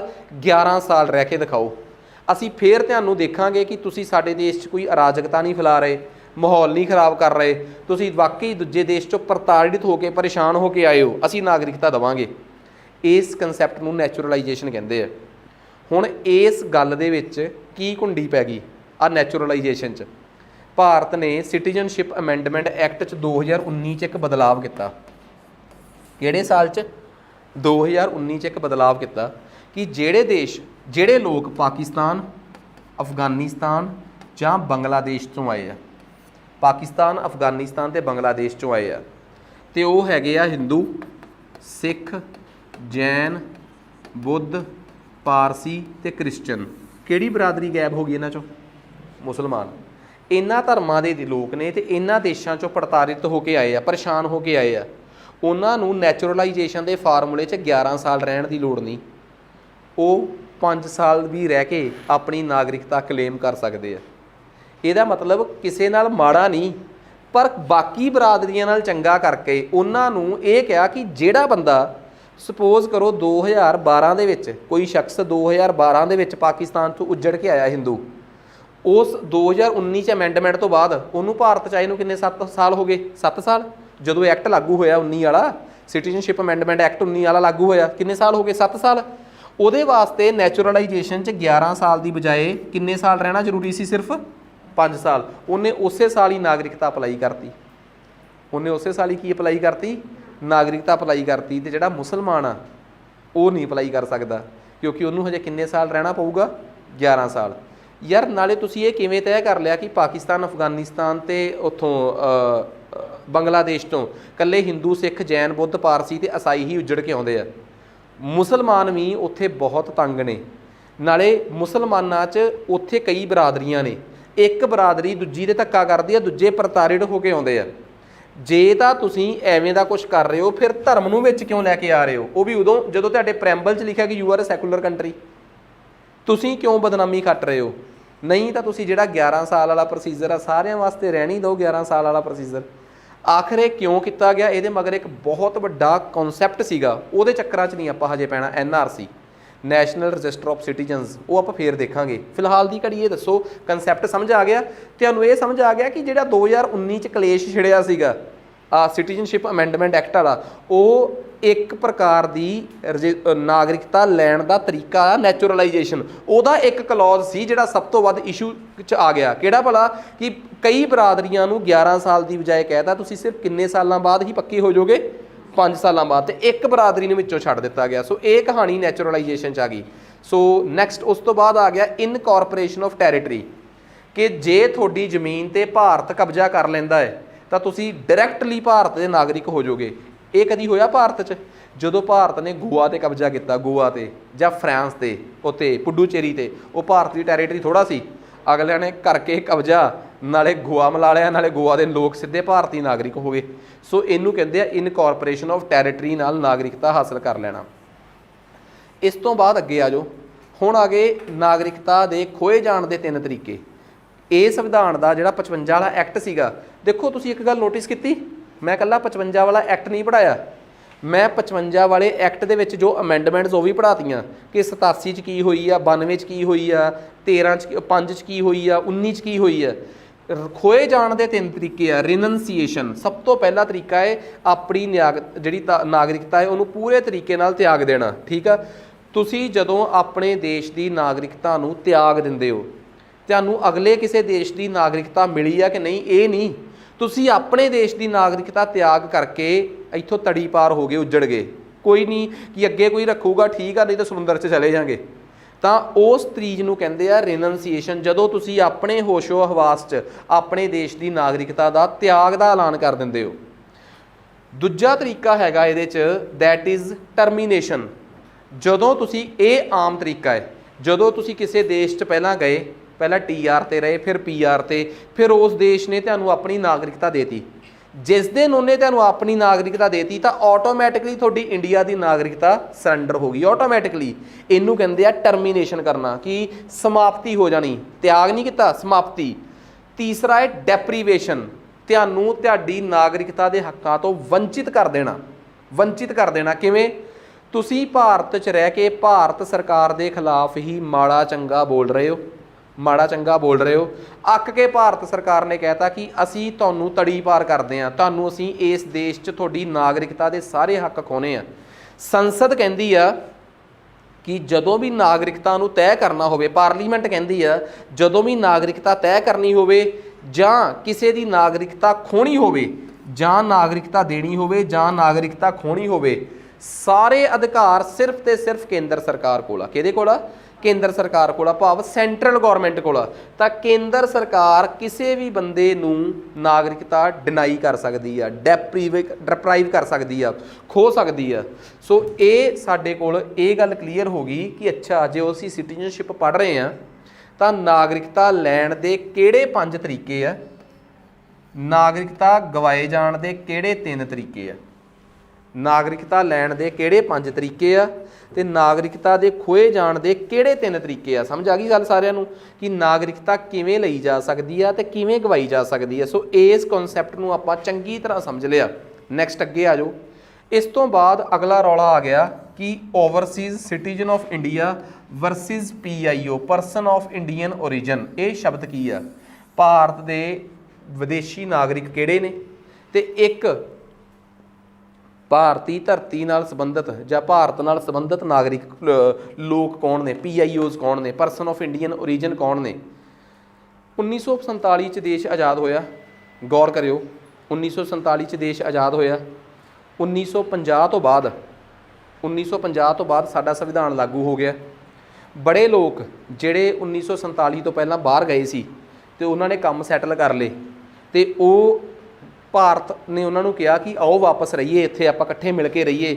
ਉਹਨਾਂ ਨੇ ਕਹਿੰਦੇ ਹੁਣ ਕੰਮ ਕਾਰ ਸੈੱਟ ਆ ਯਾਰ, ਛੱਡੋ, ਆਉਣ ਜਾਣ ਰੱਖਾਂਗੇ ਆਪਾਂ ਹੁਣ, ਕਿਉਂਕਿ ਆਜ਼ਾਦ ਹੋ ਗਏ ਆ, ਪਰ ਹੁਣ ਅਸੀਂ ਜਰਮਨ 'ਚੋਂ ਕੰਮ ਛੱਡ ਕੇ ਨਹੀਂ ਆ ਸਕਦੇ। ਬੜੇ ਲੋਕ ਉਹਨਾਂ ਸਮਿਆਂ 'ਚ ਅਫਰੀਕਾ 'ਚ ਬੜੇ ਵੱਡੇ ਘਰਾਂ 'ਚ ਰਹਿਣ ਲੱਗ ਪਏ ਸੀ। ਅਫਰੀਕਾ 'ਚ ਕਈਆਂ ਨੇ ਘਰ ਬਣਾ ਲਏ, ਚਾਈਨਾ 'ਚ ਬਹੁਤਿਆਂ ਨੇ ਘਰ ਬਣਾ ਲਏ, ਸਿੰਗਾਪੁਰ 'ਚ ਬੜੇ ਪੰਜਾਬੀਆਂ ਨੇ, ਬੜੇ ਭਾਰਤੀਆਂ ਨੇ ਘਰ ਬਣਾਏ। ਕਹਿੰਦੇ ਹੁਣ ਘਰ ਛੱਡ ਕੇ ਤਾਂ ਆਉਣੋਂ ਰਹੇ ਯਾਰ, ਜਿੱਥੇ ਸੈਟਲ ਹੋ ਗਏ ਆ ਹੁਣ ਬੈਠੇ ਰਹੋ, ਟਿਕੇ ਰਹੋ ਆਰਾਮ ਨਾਲ, ਕੀ ਕਾਹਲੀ ਆ, ਸਭ ਕੁਝ ਠੀਕ ਤਾਂ ਹੈਗਾ। ਤਾਂ ਉਹਨਾਂ ਲੋਕਾਂ ਨੂੰ ਭਾਰਤ ਨੇ ਕਿਹਾ ਕਿ ਤੁਸੀਂ ਸਾਡੇ ਮੁੱਖ ਮਹਿਮਾਨ ਹਮੇਸ਼ਾ ਰਹੋਗੇ, ਅਸੀਂ ਤੁਹਾਡੇ ਵਾਸਤੇ ਇੱਕ ਕਾਰਡ ਇਸ਼ੂ ਕਰਾਂਗੇ, PIO, person of Indian origin. ਇਸ ਕਾਰਡ 'ਤੇ ਤੁਸੀਂ ਤੁਹਾਡੀਆਂ ਅਗਲੀਆਂ ਪੀੜ੍ਹੀਆਂ ਤੇ ਉਸ ਤੋਂ ਅਗਲੀਆਂ ਪੀੜ੍ਹੀਆਂ ਆਉਂਦੀਆਂ ਰਹਿਣਗੀਆਂ। ਵਕਤ ਬਦਲਦਾ ਗਿਆ 2003 ਆ ਗਿਆ। 2003 'ਚ ਅਸੀਂ ਨਵਾਂ ਕਾਰਡ ਇਸ਼ੂ ਕਰਤਾ। ਜਿਹੜੀ ਨਵੀਂ ਪੀੜ੍ਹੀ ਦੇ ਲੋਕ ਬਾਹਰ ਜਾ ਰਹੇ ਆ, ਅੱਜ ਕੱਲ੍ਹ ਜਿਹੜੇ ਯੰਗਸਟਰਸ ਬਾਹਰ ਜਾ ਰਹੇ ਆ, ਤੇ ਉੱਥੇ ਜਾ ਕੇ ਨਾਗਰਿਕਤਾ ਲੈ ਲੈਂਦੇ ਆ ਤੇ ਭਾਰਤ ਦੀ ਨਾਗਰਿਕਤਾ ਛੱਡ ਦਿੰਦੇ ਆ। ਫਿਰ ਵੀ ਉਹਨਾਂ ਤੋਂ ਭਾਰਤ ਸਰਕਾਰ ਨੂੰ ਉਮੀਦ ਆ ਕਿ ਜਦੋਂ ਇਹ ਭਾਰਤ ਆਉਂਦੇ ਆ ਤਾਂ ਬਹੁਤ ਖਰਚਾ ਕਰਦੇ ਆ, ਅਗਲਿਆਂ ਨੂੰ ਟੌਰ ਦਿਖਾਉਣੀ ਹੁੰਦੀ ਆ ਤੇ ਭਾਰਤ ਦੀ ਇਕੋਨਮੀ ਬੂਸਟ ਹੁੰਦੀ ਆ। ਫਿਰ ਇੱਕ ਸਰਕਾਰ ਨੇ ਨਵਾਂ ਕਾਰਡ ਇਸ਼ੂ ਕਰਤਾ, OCI, Overseas citizen of India. ਕਿਹੜਾ ਕਾਰਡ ਇਸ਼ੂ ਕਰਤਾ? OCI card. OCI ਕਾਰਡ ਦੀਆਂ ਸਹੂਲਤਾਂ PIO ਨਾਲੋਂ ਥੋੜ੍ਹੀਆਂ ਜਿਹਾ ਵੱਧ ਸੀ। ਤਾਂ PIO ਕਾਰਡ ਵਾਲਿਆਂ ਨੂੰ ਲੱਗਿਆ ਕਿ ਸਾਡੀ ਕੀ ਗਲਤੀ ਆ, ਜੇ ਪਹਿਲਾਂ PIO ਕਾਰਡ ਇਸ਼ੂ ਹੁੰਦਾ ਸੀ, ਸਾਨੂੰ ਵੀ OCI ਕਾਰਡ ਕਰ ਦਿਓ। 2015 ਦੇ ਵਿੱਚ ਜਦੋਂ ਸਿਟੀਜ਼ਨਸ਼ਿਪ ਅਮੈਂਡਮੈਂਟ ਐਕਟ ਆਇਆ ਸੀਗਾ, ਉਹਦੇ 'ਚ OCI ਤੇ PIO ਨੂੰ ਮਰਜ ਕਰਕੇ ਉਹਨੂੰ OCI ਕਾਰਡ ਹੀ ਬਣਾ ਦਿੱਤਾ ਗਿਆ ਸੀਗਾ। ਸੋ OCI ਤੇ PIO 'ਚ ਫਰਕ ਸਮਝ ਆ ਗਿਆ। ਤੇ ਜੇ ਕੋਈ ਮੈਨੂੰ ਪੁੱਛੇ ਸਰ 2019 'ਚ ਵੀ ਸੁਣਿਆ ਸੀ ਕਿ OCI ਵਾਲੇ ਕਾਰਡ ਦਾ ਕੋਈ ਰੌਲਾ ਸੀਗਾ। OCI ਕਾਰਡ ਹੋਲਡਰਸ ਜਿਹੜੇ ਕਿ ਬਾਹਰ ਰਹਿ ਰਹੇ ਭਾਰਤੀ ਲੋਕ ਨੇ, ਜਿਨ੍ਹਾਂ ਕੋਲ ਭਾਰਤ ਦੀ ਨਾਗਰਿਕਤਾ ਨਹੀਂ ਗੀ, ਉਹ ਜਿਹੜੇ ਸਾਡੇ ਮੁੰਡੇ ਉੱਥੇ ਬਾਹਰ PR ਤੇ ਉਹ ਤਾਂ ਭਾਰਤੀ ਨਾਗਰਿਕ ਹੀ ਨੇ। ਜਿਸ ਦਿਨ ਉਹਨਾਂ ਕੋਲ ਬਾਹਰ ਦੀ ਨਾਗਰਿਕਤਾ ਆ ਜੇ ਤਾਂ ਫਿਰ ਭਾਰਤ ਸਰਕਾਰ ਉਹਨਾਂ ਨੂੰ ਕਹਿ ਦਿੰਦੀ ਕਿ ਆਪਣਾ ਪਾਸਪੋਰਟ ਦਿਓ, ਪਾੜ ਦਿਓ, ਤੁਹਾਡੇ ਕੋਲ ਕੈਨੇਡਾ ਦਾ ਪਾਸਪੋਰਟ ਆ, ਅਸੀਂ ਤੁਹਾਨੂੰ ਇੱਕ ਕਾਰਡ ਦੇਵਾਂਗੇ OCI ਕਾਰਡ। ਹੁਣ ਤੁਸੀਂ ਸਾਡੇ ਦੇਸ਼ 'ਚ ਬਿਨਾਂ ਵੀਜ਼ੇ ਤੋਂ ਇੱਥੇ ਆ ਕੇ ਵੀ ਵੀਜ਼ਾ ਲਵਾ ਸਕਦੇ ਹੋ, ਲੋੜ ਹੀ ਨਹੀਂ, ਬੜੀਆਂ ਸਹੂਲਤਾਂ ਹੈ। ਇੱਕ ਵਿਦੇਸ਼ੀ ਭਾਰਤ 'ਚ ਆਵੇ ਤਾਂ ਉਹਨੂੰ ਥਾਣੇ 6 ਮਹੀਨਿਆਂ ਬਾਅਦ ਜਾਣਾ ਪੈਣਾ ਹੈ, ਰਿਪੋਰਟ ਦੇਣੀ ਪੈਂਦੀ ਆ, ਸਰਕਾਰ ਉਹ 'ਤੇ ਨਿਗਾਹ ਰੱਖਦੀ ਆ। OCI ਵਾਲਿਆਂ 'ਤੇ ਸਰਕਾਰ ਨਿਗਾਹ ਹੀ ਨਹੀਂ ਰੱਖਦੀ, ਕਿਉਂਕਿ ਉਹਨਾਂ ਨੂੰ ਪਤਾ ਹੁੰਦਾ ਕਿ ਸਾਡੇ ਹੀ ਮੁੰਡੇ ਕੁੰਡੇ ਬਾਹਰ ਗਏ ਸੀਗੇ, ਉੱਥੇ ਨਾਗਰਿਕਤਾ ਲੈ ਲਈ, ਕੰਮ ਸੈਟਲ ਨੇ, ਉਹ ਇੱਥੇ ਘੁੰਮਣ ਫਿਰਨ ਆਏ ਆ। OCI ਕਾਰਡ ਦੀਆਂ ਆਪਣੀਆਂ ਹੀ ਸਹੂਲਤਾਂ ਹੁੰਦੀਆਂ ਕੁਛ। Overseas citizen of India. So 19 'ਚ ਕੀ ਰੌਲਾ ਪੈ ਗਿਆ ਸੀ, ਸਰਕਾਰ ਨੇ ਇਹ ਕਿਹਾ ਸੀ ਕਿ ਜੇ ਕੋਈ OCI ਕਾਰਡ ਹੋਲਡਰ ਭਾਰਤ 'ਚ ਹੜਦੁੰਗ ਬਚਾਉਂਦਾ ਫੜਿਆ ਗਿਆ ਤਾਂ ਉਹਦਾ OCI ਕਾਰਡ ਕੈਂਸਲ ਕਰ ਦਿੱਤਾ ਜਾਊਗਾ। ਤਾਂ ਰੌਲਾ ਇਹ ਸੀ ਕਿ ਬਈ ਤੁਸੀਂ ਭਾਰਤ 'ਚ ਮਾਹੌਲ ਖਰਾਬ ਕਰਨ ਦੀ ਚੇਤਾਵਨੀ ਦੇ ਕੇ ਇਹ ਕਰਨਾ ਚਾਹੁੰਦੇ ਹੋ ਕਿ ਜਿਹੜੇ ਬਾਹਰ ਬੈਠੇ ਵਿਦੇਸ਼ੀ ਭਾਰਤ ਸਰਕਾਰ ਦੇ ਖਿਲਾਫ ਕੁਝ ਵੀ ਬੋਲਣ, ਤੁਸੀਂ ਉਹਨਾਂ ਨੂੰ ਡਰਾ ਰਹੇ ਹੋ ਕਿ ਜੇ ਤੁਸੀਂ ਬਾਹਰ ਭਾਰਤ ਦੇ ਖਿਲਾਫ ਕੁਝ ਬੋਲਿਆ ਜਾਂ ਸਰਕਾਰ ਦੇ ਖਿਲਾਫ ਕੁਝ ਬੋਲਿਆ, ਮੋਦੀ ਸਰਕਾਰ ਦੇ ਖਿਲਾਫ ਕੁਝ ਬੋਲਿਆ, ਤਾਂ ਇਹਦਾ ਮਤਲਬ ਤੁਹਾਨੂੰ ਧਮਕੀ ਦਿੱਤੀ ਜਾ ਰਹੀ ਹੈ ਇੰਡਾਇਰੈਕਟਲੀ ਕਿ ਤੁਸੀਂ ਇੰਡੀਆ ਆਇਓ, ਤੁਹਾਡਾ OCI ਕਾਰਡ ਕੈਂਸਲ ਕਰਾਂਗੇ, ਬਹਾਨਾ ਬਣਾ ਕੇ ਕੋਈ। ਸੋ ਇਸ ਗੱਲ ਨੂੰ ਲੈ ਕੇ OCI ਵਾਲਾ ਜਿਹੜਾ ਇਸ਼ੂ ਸੀਗਾ, ਪਰ ਉਹਦੇ ਨਾਲੋਂ ਜ਼ਿਆਦਾ ਵੱਡਾ ਮੁੱਦਾ ਸੀ ਕਿ ਮੁਸਲਮਾਨ ਬਰਾਦਰੀ ਨੂੰ CA ਉਹ 'ਚੋਂ ਨੈਚੁਰਲਾਈਜੇਸ਼ਨ ਦੇ ਕਲੌਜ਼ 'ਚੋਂ, ਇਸ ਕਰਕੇ OCI ਵਾਲਾ ਮੁੱਦਾ ਬਾਲਾ ਹਾਈਲਾਈਟ ਨਹੀਂ ਹੋ ਸਕਿਆ, ਪਰ ਉਹ ਵੀ ਇੱਕ ਮੁੱਦਾ ਸੀ ਵਿੱਚ। ਦੱਸੋ ਜੇ ਕੋਈ ਮੈਨੂੰ ਪੁੱਛੇ ਕਿ ਸਰ ਸਿਟੀਜ਼ਨਸ਼ਿਪ ਨੂੰ ਲੈ ਕੇ ਤੁਸੀਂ ਕੀ ਕਹਿਣਾ ਚਾਹੁੰਦੇ ਹੋ, ਤਾਂ ਮੈਂ ਤੁਹਾਡੇ ਸਾਹਮਣੇ ਆ ਗੱਲ ਕਲੀਅਰ ਕਰਤੀ ਕਿ ਸਿਟੀਜ਼ਨਸ਼ਿਪ ਐਕਟ ਜਿਹੜਾ ਹੈ ਬੇਸਿਕਲੀ ਉਹ ਹੈ ਕੀ ਆ, benefit of OCI card Ki benefit ਆ। 19 ਵਾਲਾ ਐਕਟ ਜਿਹੜਾ ਹੈ ਇਹਦੇ ਬਾਰੇ ਤਾਂ ਮੈਂ ਤੁਹਾਨੂੰ ਇੱਕ ਵਾਰੀ ਪੜ੍ਹਾਈ ਦਿੱਤਾ ਚੰਗੀ ਤਰ੍ਹਾਂ, ਸਾਰੇ ਕਲੌਜ਼ ਡਿਸਕਸ ਕਰ ਹੀ ਲਏ ਆ। ਸੋ ਲੈ ਦੇ ਕੇ ਸਾਨੂੰ ਇੱਕ ਗੱਲ ਸਮਝ ਆ ਗਈ ਇੱਥੇ ਕਿ ਬਈ ਸਿਟੀਜ਼ਨਸ਼ਿਪ ਅਮੈਂਡਮੈਂਟ ਐਕਟ, ਸਿਟੀਜ਼ਨਸ਼ਿਪ ਹੈ ਕੀ ਆ। ਭਾਰਤ ਦੇ ਸੰਵਿਧਾਨ ਦਾ ਭਾਗ 2 ਕੀ ਆ, ਕੌਨਸਟੀਟਿਊਸ਼ਨ ਦੇ ਪਾਰਟ 2 ਦੇ ਵਿੱਚ ਆਰਟੀਕਲ 5 ਤੋਂ ਲੈ ਕੇ 11 ਤੱਕ ਨੇ, ਪਰ 5 ਤੋਂ ਲੈ ਕੇ ਜਿਹੜੇ 11 ਤੱਕ ਆਰਟੀਕਲਸ ਨੇ ਉਹਦੇ ਵਿੱਚ ਵੀ ਅੱਗੇ ਇੱਕ ਖਾਸੀਅਤ ਆ, ਉਹ ਇਹ ਆ ਕਿ 10ਵਾਂ ਤੇ 11ਵਾਂ ਆਰਟੀਕਲ ਸੰਸਦ ਨੂੰ ਤਾਕਤਾਂ ਦਿੰਦਾ ਹੈ ਕਿ ਤੁਸੀਂ ਨਾਗਰਿਕਤਾ ਨੂੰ ਲੈ ਕੇ ਨਿਯਮ ਕਾਨੂੰਨ ਬਣਾਉਣੇ ਆ। ਤੇ ਸੰਸਦ ਨੇ ਫਿਰ ਨਾਗਰਿਕਤਾ ਨੂੰ ਲੈ ਕੇ 55 'ਚ ਇੱਕ ਐਕਟ ਬਣਾਇਆ ਤੇ ਉਹਦੇ 'ਚ 5 ਤਰੀਕੇ ਨਾਲ ਨਾਗਰਿਕਤਾ ਲਏ ਜਾਣ ਦੇ ਤਰੀਕੇ ਤੇ 3 ਤਰੀਕੇ ਨਾਲ ਖੋਏ ਜਾਣ ਦੇ ਤਰੀਕਿਆਂ ਦਾ ਜ਼ਿਕਰ ਕੀਤਾ। ਤੇ ਫਿਰ ਇਹ ਵੀ ਦੱਸਿਆ ਕਿ ਜੇ ਕੱਲ੍ਹ ਨੂੰ ਇਹਦੇ 'ਚ ਕੁਝ ਗੜਬੜ ਹੋਈ ਤਾਂ ਤੁਸੀਂ ਅਮੈਂਡ ਕਰ ਲਿਓ। ਫਿਰ 87 ਦੇ ਵਿੱਚ ਯਾਦ ਆ ਬਾਏ ਬਰਥ ਵਾਲੇ 'ਚ ਕਲੀਅਰਿਟੀ ਕੀਤੀ ਗਈ ਸੀ ਕਿ ਬਈ ਕੱਲਾ ਜਨਮ ਹੋਣ ਨਾਲ ਇੰਡੀਆ ਦਾ ਨਾਗਰਿਕ ਨਹੀਂ ਹੋ ਸਕਦਾ, ਮਾਂ ਪਿਓ 'ਚੋਂ ਇੱਕ ਭਾਰਤੀ ਹੋਣਾ ਜ਼ਰੂਰੀ ਆ। ਫਿਰ ਅੱਗੇ ਜਾ ਕੇ 3 ਕੇ 5 'ਚ ਫਿਰ ਉਹਨੂੰ ਠੀਕ ਕੀਤਾ ਗਿਆ ਕਿ ਕੱਲਾ ਜਨਮ ਦੇ ਵੇਲੇ ਮਾਂ ਪਿਓ 'ਚੋਂ ਇੱਕ ਭਾਰਤੀ ਹੋਣਾ ਜ਼ਰੂਰੀ ਨਹੀਂਗਾ, ਦੂਜਾ ਲੀਗਲੀ ਇੰਡੀਆ ਆਇਆ ਹੋਵੇ ਇਹ ਜ਼ਰੂਰੀ ਆ। ਸੋ ਇਹ ਉਹ ਅਮੈਂਡਮੈਂਟਸ ਨੇ ਜਿਹੜੀਆਂ ਵੱਖਰੇ ਵੱਖਰੇ ਸਮੇਂ 'ਚ ਕਿਸੇ ਨਾ ਕਿਸੇ, ਕੋਈ ਕਿਸੇ ਸਾਲ 'ਚ ਬਰਥ 'ਚ ਅਮੈਂਡਮੈਂਟ ਕੀਤੀ ਆ, ਕਿਸੇ ਸਾਲ 'ਚ ਡਿਸੈਂਟ 'ਚ ਕੀਤੀ ਆ, ਕਿਸੇ ਸਾਲ 'ਚ ਰਜਿਸਟ੍ਰੇਸ਼ਨ ਵਾਲੇ 'ਚ ਕੀਤੀ ਆ, ਕਿਸੇ ਸਾਲ 'ਚ ਨੈਚੁਰਲਾਈਜੇਸ਼ਨ ਵਾਲੇ 'ਚ ਕੀਤੀ ਆ, ਕਿਸੇ ਸਾਲ ਡੈਪਰੀਵੇਸ਼ਨ ਜਾਂ ਕਿਤੇ ਹੋਰ, ਜਾਂ ਕਈ ਵਾਰੀ ਕਿਤੇ ਵੀ ਨਹੀਂ ਕੀਤੀ। OCI ਤੇ PIO ਨੂੰ ਕਲੈਰਿਟੀ ਦੇਣ ਵਾਸਤੇ 2015 'ਚ ਅਮੈਂਡਮੈਂਟ ਕੀਤੀ ਆ, ਮਰਜ ਕਰਤਾ ਕਾਰਡ, ਤੇ OCIs ਨੂੰ ਡਰਾਉਣ ਵਾਸਤੇ 2019 ਵਾਲੀ ਅਮੈਂਡਮੈਂਟ ਦੇ ਵਿੱਚ ਐਕਟ ਉਹ ਕੀਤੀ ਗਈ ਆ। ਸੋ ਕੁੱਲ ਮਿਲਾ ਕੇ ਭਾਰਤ ਦੇ ਵਿੱਚ ਸੰਵਿਧਾਨ ਦੇ ਵਿੱਚ ਸਿਰਫ ਤੇ ਸਿਰਫ ਨਾਗਰਿਕਤਾ ਜਿਹੜੀ ਆ ਉਹ ਆਜ਼ਾਦੀ ਦੇ ਨੇੜੇ ਤੇੜੇ ਦੇ ਲੋਕਾਂ ਨੂੰ ਦਿੱਤੀ ਗਈ। ਹੁਣ ਸੰਵਿਧਾਨ ਜਿਹੜਾ ਏ ਉਹਨੇ ਸਾਰੀ ਜ਼ਿੰਮੇਵਾਰੀ, ਸਾਰਾ ਟੋਕਰਾ ਕਿਹਦੇ ਸਿਰ ਤੇ ਧਰਤਾ? ਪਾਰਲੀਮੈਂਟ ਤੇ, ਕਿ ਨਾਗਰਿਕਤਾ ਤੁਸੀਂ ਤੈਅ ਕਰਨੀ ਆ। ਤੇ ਸੰਸਦ ਨੇ ਸਾਫ਼ ਤੇ ਸਪਸ਼ਟ ਕਹਿਤਾ ਕਿ ਨਾਗਰਿਕਤਾ ਜਦੋਂ ਤੈਅ ਹੋਊਗੀ, ਕਿਹਨੂੰ ਦੇਣੀ ਆ ਕਿਹਨੂੰ ਨਹੀਂ ਦੇਣੀ, ਐਕਟ ਬਣਾ ਕੇ ਕਹਿਤਾ ਕਿ ਇਹ ਕੇਂਦਰ ਸਰਕਾਰ ਤੈਅ ਕਰੂਗੀ। ਸਟੇਟ ਸਰਕਾਰਾਂ ਦਾ ਸਿਟੀਜ਼ਨਸ਼ਿਪ ਨੂੰ ਲੈ ਕੇ ਕੋਈ ਰੋਲ ਨਹੀਂ ਹੁੰਦਾ। ਸਿਰਫ ਉਹਨਾਂ ਨੇ ਜਿਹੜੇ ਐਕਟ ਪਾਰਲੀਮੈਂਟ ਬਣਾਊਗੀ ਉਹਨਾਂ ਨੇ ਵਿਦ ਗੁੱਡ ਅਟੈਂਸ਼ਨ ਉਹਨਾਂ ਨੂੰ ਇੰਪਲੀਮੈਂਟ ਜ਼ਰੂਰ ਕਰਵਾਉਣਾ ਹੁੰਦਾ ਹੈ, ਕਿਉਂਕਿ ਡੰਡਾ ਤਾਂ ਸਟੇਟ ਸਰਕਾਰ ਕੋਈ ਹੁੰਦਾ, ਪੁਲਿਸ। ਸੋ ਉਮੀਦ ਕਰਦਾ ਕਿ ਇਹ ਲੈਕਚਰ ਤੁਹਾਡੇ ਚੰਗੀ ਤਰ੍ਹਾਂ ਸਮਝ 'ਚ ਆ ਗਿਆ ਹੋਊਗਾ। ਕਨਸੈਪਚੁਅਲ ਕਲੈਰਿਟੀ ਤੁਹਾਨੂੰ ਚੰਗੀ ਤਰ੍ਹਾਂ ਹੋ ਗਈ ਹੋਊਗੀ ਇਹਦੀ, ਠੀਕ ਆ। ਸੋ ਇਸੇ ਰਫਤਾਰ ਤੇ ਆਪਣਾ ਜਿਹੜਾ ਸਿਲੇਬਸ ਆ ਉਹ ਚੱਲਦਾ ਰਹੂਗਾ। ਕੱਲ ਜਦੋਂ ਆਪਣੀਆਂ ਫੁੱਲ ਫਲੈਜ ਨੋਟੀਫਿਕੇਸ਼ਨਸ ਆਉਣਗੀਆਂ, ਮੈਂ ਸਾਫ਼ ਦੱਸਦਾ ਕਿ ਆਪਾਂ ਆਪਣੇ ਵੱਲੋਂ ਪੂਰੀ ਜਦੋਂ ਨੋਟੀਫਿਕੇਸ਼ਨ ਆਊਗੀ ਤਾਂ ਬਕਾਇਦਾ ਆਪਾਂ ਇੱਕ ਵੀਡੀਓ ਭਾਵੇਂ 10 ਮਿੰਟ ਦੀ ਭਾਵੇਂ 15 ਮਿੰਟ ਦੀ ਜਦੋਂ ਤੁਸੀਂ ਬੈਠੇ ਹੋਵੋਗੇ ਤਾਂ ਮੈਂ ਦੱਸੂਗਾ ਕਿ ਬਈ ਕਿਹੜੇ ਪੇਪਰ ਆਪਾਂ ਭਰ ਸਕਦੇ ਹਾਂ ਕਿਹੜੇ ਨਹੀਂ, ਠੀਕ ਆ। ਸੋ ਹਰ ਇੱਕ ਜਾਣਕਾਰੀ ਆਪਣੀ ਇਹ ਕੋਸ਼ਿਸ਼ ਰਹੂਗੀ ਕਿ ਆਪਾਂ ਕਲਾਸ ਡਿਸਕਸ ਕਰੀਏ ਤਾਂ ਕਿ ਤੁਹਾਨੂੰ ਪਤਾ ਹੋਵੇ ਕਿ ਕਿਹੜੇ ਪੇਪਰ ਆਏ ਆ ਕਿਹੜੇ ਨਹੀਂ ਤੇ ਕਿਹੜੇ 'ਚ ਅਸੀਂ ਐਲੀਜੀਬਲ ਆ ਕਿਹੜੇ 'ਚ ਨਹੀਂ। ਆਪਣੀ ਤਿਆਰੀ ਨੂੰ ਲੈ ਕੇ ਤੁਸੀਂ ਪਹਿਲੇ ਦਿਨ ਤੋਂ ਹੀ ਕਮਿਟਡ ਹੋ ਜਾਓ ਕਿ ਅਸੀਂ ਆਹ ਤਿਆਰੀ ਕਵਰ ਕਰਨੀ ਆ, ਠੀਕ ਆ। ਸੋ ਤੁਸੀਂ ਇਹ ਗੱਲ ਯਾਦ ਰੱਖਿਓ ਕਿ ਜੇ ਤੁਹਾਡਾ ਮਾਡਰਨ ਹਿਸਟਰੀ ਦਾ ਟੈਕਸਟ ਪਿਆ ਹਜੇ ਅੱਗੇ ਤਾਂ ਤੁਸੀਂ ਉਹਦੀ ਤਿਆਰੀ ਪੂਰੀ ਰੱਖੋ। ਹਾਂ, ਜੇ ਕਿਸੇ ਦੀ ਤਿਆਰੀ 'ਚ ਕੱਜ ਰਹਿ ਗਿਆ ਟੈਸਟ 2 ਦਿਨ ਲੇਟ ਦੇ ਦਿਓ, ਕਿਉਂਕਿ ਹਰ ਟੈਸਟ ਦੀ ਵੀਡੀਓ ਰਿਕਾਰਡਿੰਗ ਹੋਊਗੀ, ਠੀਕ ਆ, ਤਾਂ ਜੋ ਹਰ ਇੱਕ ਚੀਜ਼ ਤੁਹਾਡੇ ਤੱਕ ਵਧੀਆ ਤਰੀਕੇ ਨਾਲ ਪਹੁੰਚ ਸਕੇ। ਤੁਹਾਡੇ ਕੋਲ ਹਰ ਟੈਸਟ ਜਿਹੜਾ ਹੈ ਨਾ ਉਹ ਤੁਹਾਡੀ ਮੈਮਰੀ 'ਚ, ਮੈਮਰੀ ਮਤਲਬ ਦਿਮਾਗ 'ਚ ਨਹੀਂ, ਮੈਮਰੀ ਦਾ ਮਤਲਬ ਤੁਹਾਡੀ ਮੋਬਾਈਲ ਦੀ ਮੈਮਰੀ 'ਚ, ਤੁਹਾਡੇ ਕੋਰਸ ਦੀ ਮੈਮਰੀ 'ਚ ਐਜ਼ ਇਟ ਇਜ਼ ਪਿਆ ਰਵੇ, ਤੁਹਾਡੇ ਕੋਲ ਸੇਵ ਰਵੇ ਆਹ ਚੀਜ਼ ਕਿ ਤੁਸੀਂ ਕਦੇ ਵੀ ਟੈਸਟ ਦੇਣਾ ਹੈ।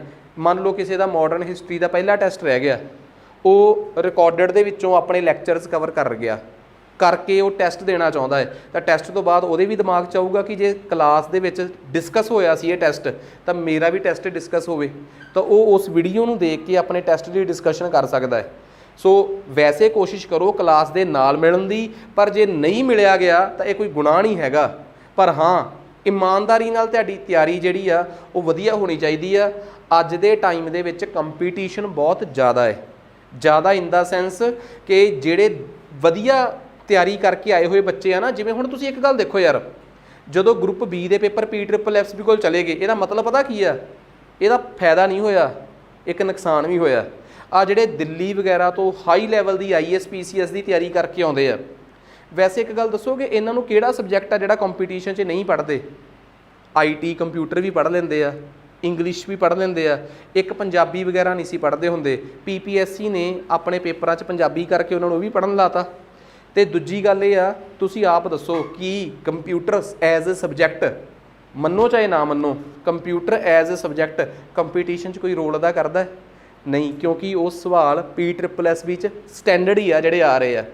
ਸਿਮਿਲਰਲੀ ਤੁਸੀਂ ਆਪ ਦੱਸ ਦਿਓ, GK ਤੇ ਮੈਥ, ਰੀਜ਼ਨਿੰਗ ਵੀ ਰੋਲ ਨਹੀਂ ਅਦਾ ਕਰਦੀ, ਮੈਥ ਥੋੜ੍ਹਾ ਰੋਲ ਅਦਾ ਕਰਦਾ ਹੈ, ਪਰ GS ਆਪਣੇ ਆਪ 'ਚ 50 ਨੰਬਰ ਦੇ ਬਰਾਬਰ ਦੀ ਆ ਰਹੀ ਹੈ, ਤਾਂ ਉਹਨਾਂ ਲੋਕਾਂ ਨੂੰ ਤੁਸੀਂ ਕਿਵੇਂ ਕੰਪੀਟ ਕਰ ਲੋਗੇ? ਹੁਣ ਉਹ ਗਰੁੱਪ B 'ਚ ਤੁਹਾਡੇ ਨਾਲ ਹਰ ਪੇਪਰ 'ਚ ਬੈਠਿਆ ਕਰਨਗੇ, ਤਾਂ ਤੁਹਾਨੂੰ ਉਹਨਾਂ ਨੂੰ ਕੰਪੀਟ ਕਰਨ ਲਈ ਉਹਨਾਂ ਦੇ ਬਰਾਬਰ ਦੇ ਜੇ 40-45 ਨੰਬਰ ਦੀ ਜਾਂ 50 ਨੰਬਰ ਦੀ ਸਮੇਤ ਕੰਪਿਊਟਰ, PPSC ਦੇ ਪੇਪਰਾਂ ਦੇ ਵਿੱਚ ਵੀ ਹੁਣ ਕੰਪਿਊਟਰ ਐਡ ਹੋ ਗਿਆ 80 ਨੰਬਰ 'ਚ GK 'ਚ, ਜਿਹੜਾ ਜੂਨ 2023 ਤੋਂ ਬਾਅਦ ਦਾ ਸਿਲੇਬਸ ਆਇਆ ਹੈ, ਤਾਂ ਇਹਦਾ ਮਤਲਬ 50 ਨੰਬਰ ਦੀ ਤਾਂ ਸਿੱਧੀ GK ਹੋ ਗਈ 100 ਚੋਂ। ਤਾਂ ਉਸ ਤੋਂ ਬਾਅਦ ਜਿਹੜਾ ਬਾਕੀ ਦਾ ਪੇਪਰ ਆਉਂਦਾ ਵੀ ਆ 9 ਨੰਬਰ ਦਾ ਆਉਂਦਾ ਹੈ ਕੰਪਿਊਟਰ, 12 ਨੰਬਰ ਦੀ ਇੰਗਲਿਸ਼, 13 ਨੰਬਰ ਦੀ ਪੰਜਾਬੀ। ਤੁਹਾਨੂੰ ਕੀ ਲੱਗਦਾ ਕਿ ਜਿਹੜਾ ਦਿੱਲੀੋਂ ਪੜ੍ਹਿਆ ਹੋਇਆ ਆਇਆ ਹੈ ਉਹ 15 ਦਿਨ ਜੇ ਉਹ ਕਿਸੇ ਵੀ ਟੀਚਰ ਦੇ ਵੀਡੀਓ ਲੈਕਚਰਸ ਲਾਊਗਾ ਜਾਂ ਕਿਸੇ ਦੇ ਵੀ ਲੈਕਚਰ ਲਾਊਗਾ ਕਿ ਉਹ ਪੰਜਾਬੀ ਤਿਆਰ ਨਹੀਂ ਕਰ ਸਕਦਾ? ਜਿਹੜੀ ਚੀਜ਼ ਤਿਆਰ ਕਰਨੀ ਸਭ ਤੋਂ ਔਖੀ ਆ ਉਹ 2 ਸਬਜੈਕਟ ਨੇ, ਇੱਕ GK ਤੇ ਇੱਕ ਮੈਥ। ਇਹੀ 2 ਸਬਜੈਕਟ ਨੇ ਜਿਹੜੇ ਜਿਹਨੂੰ ਆਉਂਦੇ ਆ ਤੇ ਆਉਂਦੇ ਆ, ਜਿਹਨੂੰ ਨਹੀਂ ਆਉਂਦੇ ਤਾਂ ਨਹੀਂ ਆਉਂਦੇ। ਇਸੇ ਕਰਕੇ ਤੁਸੀਂ ਇਹ ਮੰਨ ਕੇ ਚੱਲੋ ਕਿ ਤੁਹਾਡੀ ਤਿਆਰੀ ਦਾ ਪੱਧਰ ਬਹੁਤ ਹੋਣਾ ਚਾਹੀਦਾ ਹੈ, ਹਰ ਸਬਜੈਕਟ ਤੁਹਾਡਾ ਪੂਰਾ ਵਧੀਆ ਤਿਆਰ ਹੋਣਾ ਚਾਹੀਦਾ ਹੈ। ਸੋ ਅੱਜ ਵਾਸਤੇ ਇੰਨਾ ਹੀ ਬਹੁਤ ਆ, ਮਿਲਦੇ ਹਾਂ ਜੀ ਆਪਾਂ।